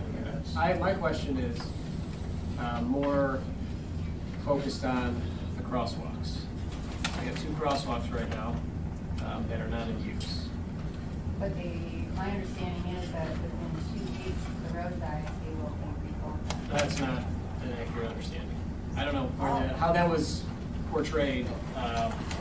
So, public safety, and I guess to a lesser extent myself, were the ones that stopped those. And public safety has made it very clear that they are not comfortable reopening those, even with the safety project implemented, until we have better visibility, lighting, signage, something to draw much more attention to folks that are in the sidewalk. Because even if we do have the safety project and we have less lanes, I think it'll improve, but I still don't think that the lights that we currently have, and again, this is from public safety as well, that they are not comfortable reopening those until we have that.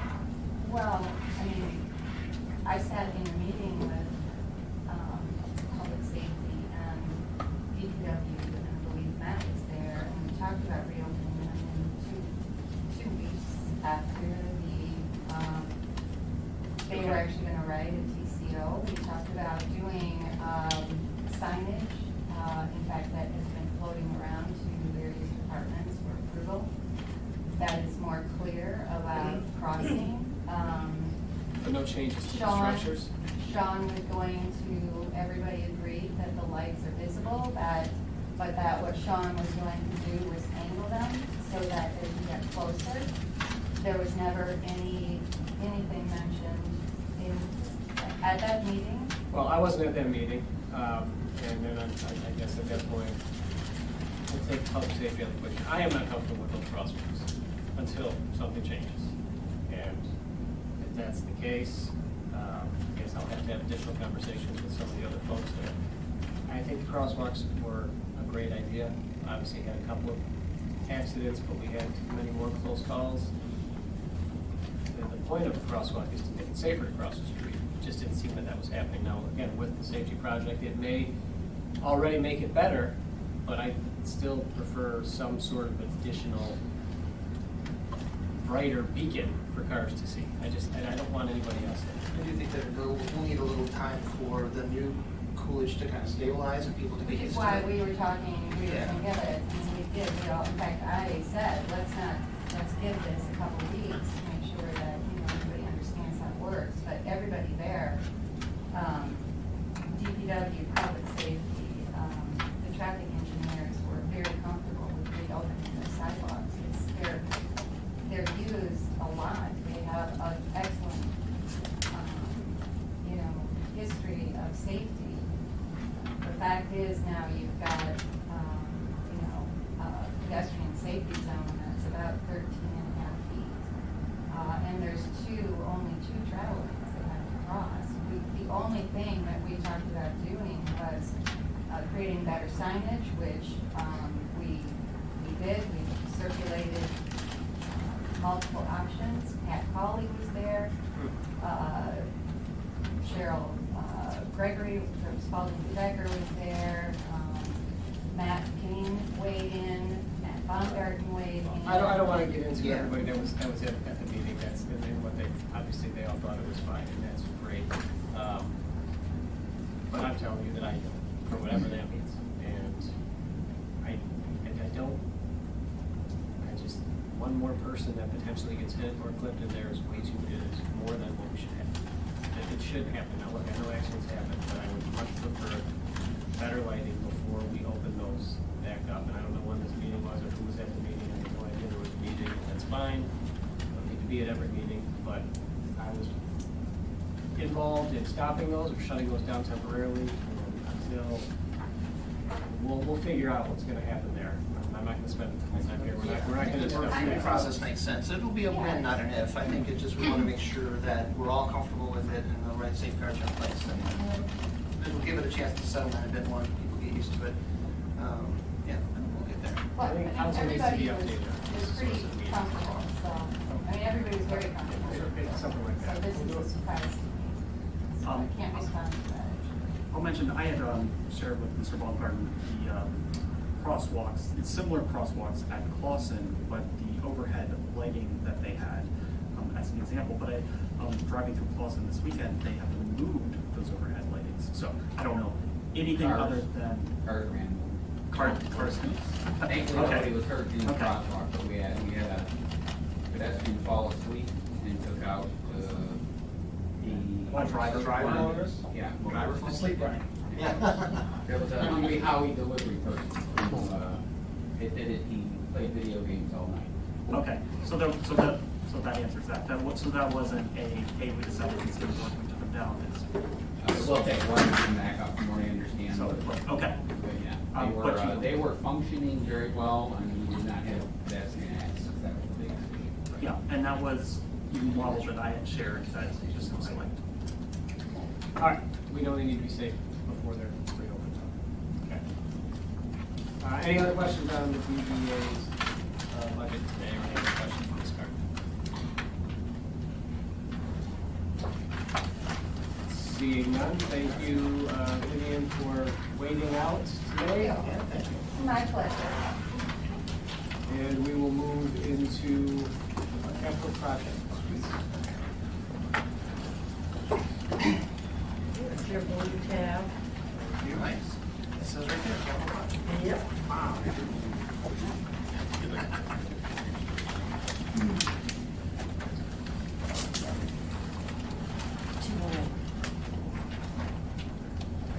Who's driving capital projects?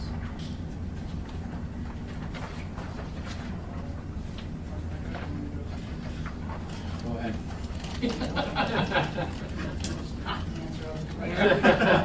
And it wasn't the question you should have asked. That's true. I know. Starting the court fund, we talked a little bit earlier during the presentation to discuss how we'd like to start utilizing some of that fund. This is the best way to look at it is probably 208 was a pretty good quick overview. Fund 266 here. Essentially, you don't see a lot of action on this. Revenues, we do get some interest for it. Thankful for that. The biggest portion of this is transfer out this year. We want to utilize the court fund to fund the demolition of the ice arena. That's where you see the $300,000. That is to transfer out because we're trying to keep that expenditure isolated in the 614 account. And so that'll be part of the discussion. We are on course to, in fact, the bid specs went up today actually on the bid, so we are on course for this to be a post-July 1 demolition project funded in large part. $300,000 was our, based on some of the previous specs that we've gotten, our engineer estimate for some of the sites, remediation as well, the landscaping, and then bring a wall in as well, took us a little bit above that. So we may need to have a budget amendment on that, but really it all comes down to what the bid specs yield. That is the biggest item of note, Fund 266.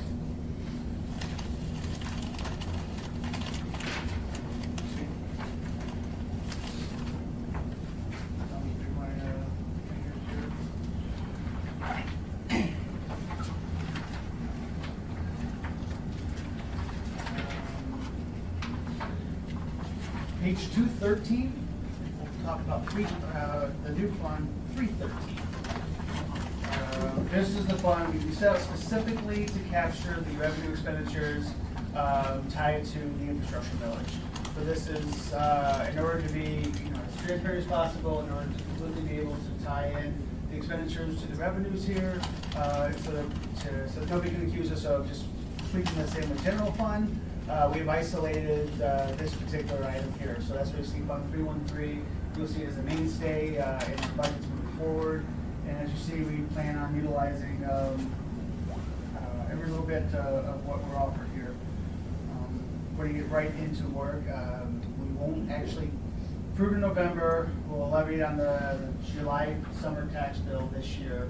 We'll, by September, we should have received all those funds in hand. As Mark alluded to earlier, that starts the planning process. So we start putting that we put that money to work right away, but it's gonna be in the planning portions of this project. We'll start breaking ground when the weather turns in spring, summer of 2020. So that's the timeline that we can expect to see the activity really start to ramp up, especially on the expenditure side for Fund 313. And as Mark mentioned earlier, it's already going to be rolled back. Yes, especially so. Yeah, I talked to the county, and apparently, unless you would have had the election in May, would have been the only option. You have to roll it back. I know May elections aren't always all that popular, but I mean, they do serve a very practical purpose in this sense.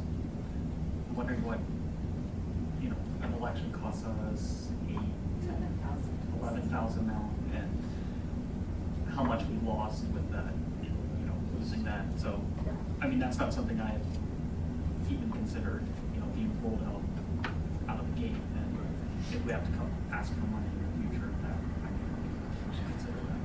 We were somewhat surprised by this as well. We didn't think it would, did not think it was gonna go that way. It was a surprise to us as well, at least to me. I was At surprised. season I had here. two in there, I think I had two in there, and Gary Ritchie actually, and Shannon got a hold of me and said, we have to roll this back.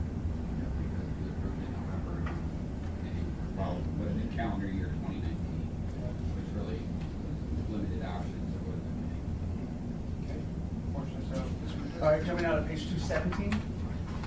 Some overview for Fund 470, which is our sidewalk fund. As we've been talking about now for about a year or so, it is time to bring back our sidewalk program. We do this at about a 15-year rotating cycle. So we're front loading the monies for Fund 470. That's where you saw the transfer out of the general funds to fund this project. We'll start putting those expenditures in right away. Eventually, we will begin to yield revenues for this for under special assessment districts. But you probably will not likely to see that for this budget year until we see you don't have a revenue in here for the next 2 budget years. Likely even after that, before we start to capture funds to SAD, and we will lengthen this out. It won't be assessed on somebody's property taxes all at once. We'll likely go a multi-year assessment just to make it that much easier for people to be able to pay for their tax dollars. So we'll have a whole communication process for folks, kind of letting them know the timing, and if there's an appeal process, if they say, hey, I think my sidewalk's just fine. Or I'd like to just do it myself. Yeah, whatever, so that'll all be part of the rollout and all that thing. And it'll be in this upcoming fiscal year that we'll begin that process? Yes, the process, that's why we began budgeting it here. Yep, and so we'll actually be doing sidewalk improvements in this fiscal year, this Yes, upcoming fiscal year? That's yes, yeah. Okay. This fiscal year, it might not be this calendar year. Correct. Yeah, Yeah. it's likely to be spring, I summer get this next 2020, year. yes. Yep. Since it might be a little while before we start getting funds in, might we have to transfer more in, or is this going to be enough to get us started? This will at least get us started for it, depending on how long we do the special assessment for, if it's a 3-year, 5-year, we may need to have some other transfers in, but over time, we will recoup all those funds. Yeah. And we do have a exceptionally healthy fund balance at the moment, so. Yes, we're in good shape in that regard. Okay.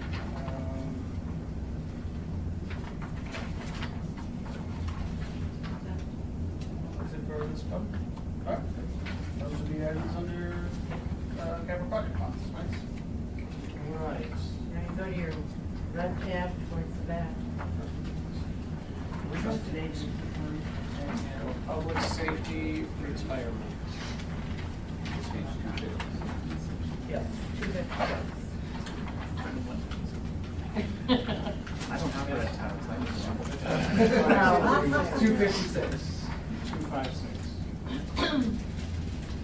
And being a member of the Public Safety Trustee Board now, we was already in the works, Gabriel Roeder did analysis, they do an annual analysis, but the board was interested, as most pensions are now, looking at the rate of return and an adjustment. And the board elected to lower the rate of return to 7%, adjusted the mortality tables. They did, however, in a helping fashion, change the anticipated increases annually from 4% down to, I believe, to 3 or 3.5, and even that probably ambitious. I know the public safety officers all agreed, getting raises that much. So we adjusted all of that, and it did result in a significant increase in contribution. This one does show the tax raised, and it also shows the additional payment made for the healthcare portion for the public safety, and that's through your Public Act 345. You said they're using 7% as a rate of return now. What were they using before? It was 7.5 before. They gave us options to do 7, 6, 7, 5, and I think 6.5. And the board selected 7 because that's realistic. History showed 7% was a good number. But these payments should level up. Part of the goal of the study was to try and level the payments a little bit more so that you don't have huge fluctuations from year to year. And I did add, what I did that's different why you see such a large jump is I took the entire tax amount because we're now recording the payment for the health care as well. So that was recorded before strictly the general fund, and then the difference was adjusted, but might as well show it all.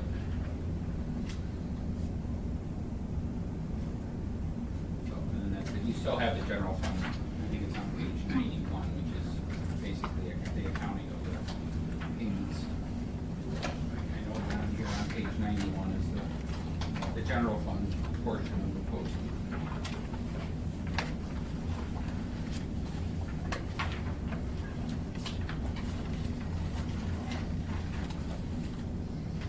Yeah, it's Department 55. So on 91, I see Gatsby 45 contribution. Well, in previous years, but nothing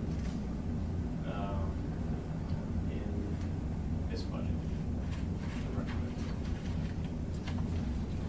Yeah, I don't anticipate any Gatsby 45 contributions. The total amount for healthcare will end up being, if you add the 460 up under healthcare costs at the top, and then the additional benefits they have is $50,500, and then that $1,013,557 is the actual pension payment, which will be next year.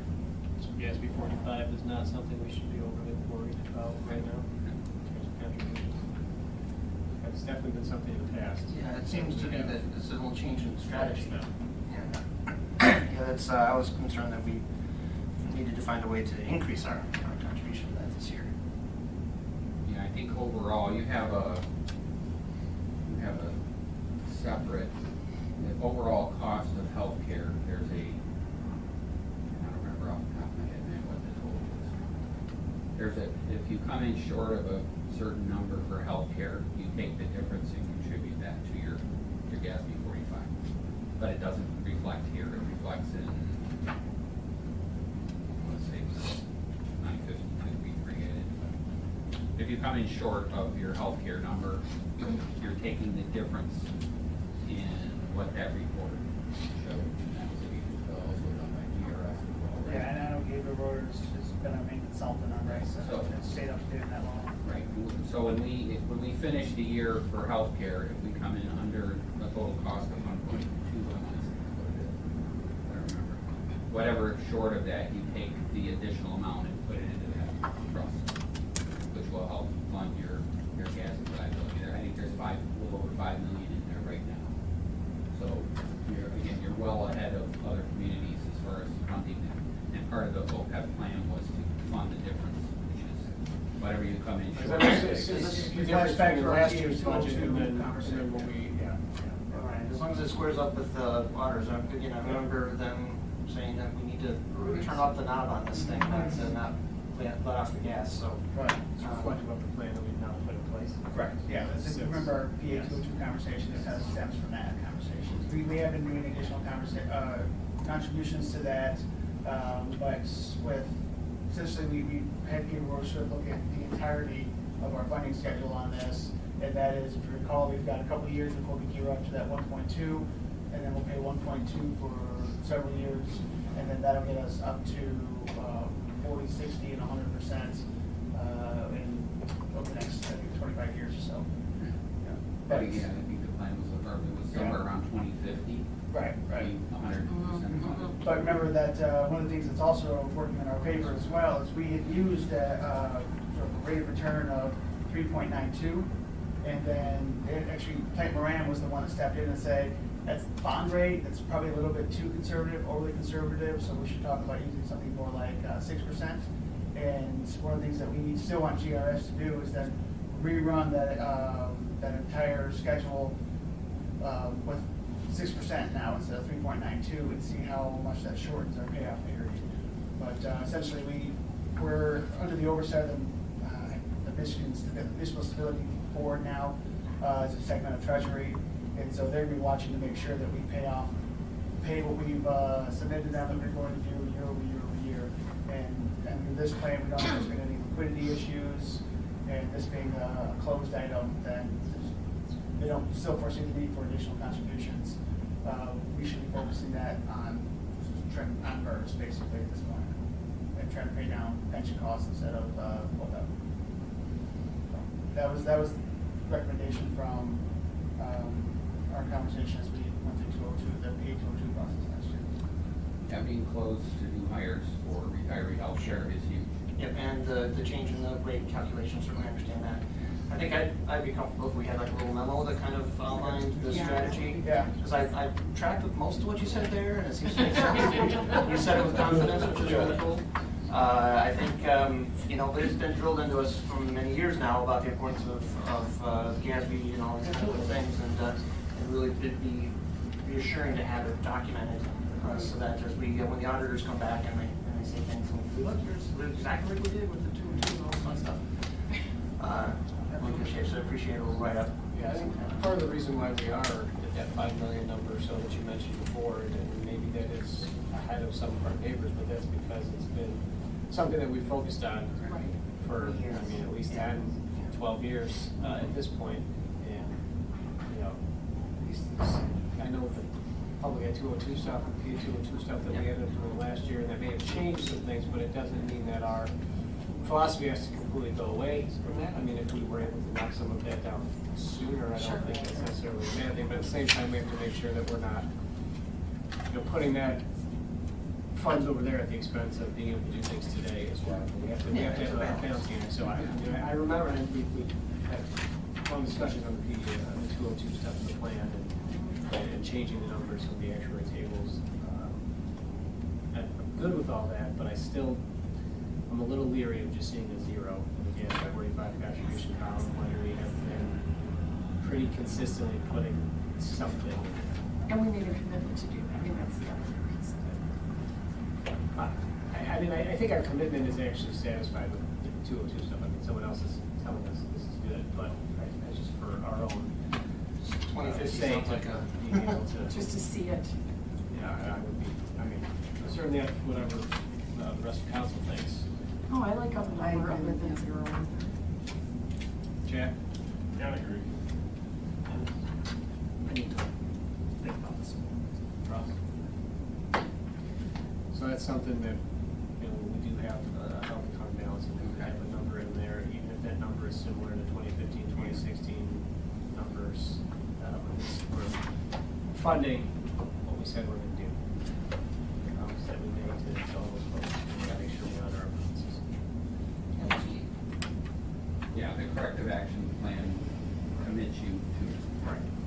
So, yeah, I completely understand. I'll put something together to show you whatever you're comfortable with for it. Okay, thank you. Awesome. Yeah, I've got a lot of background on it when you sit down. Okay. Anything else on the public safety retirement system?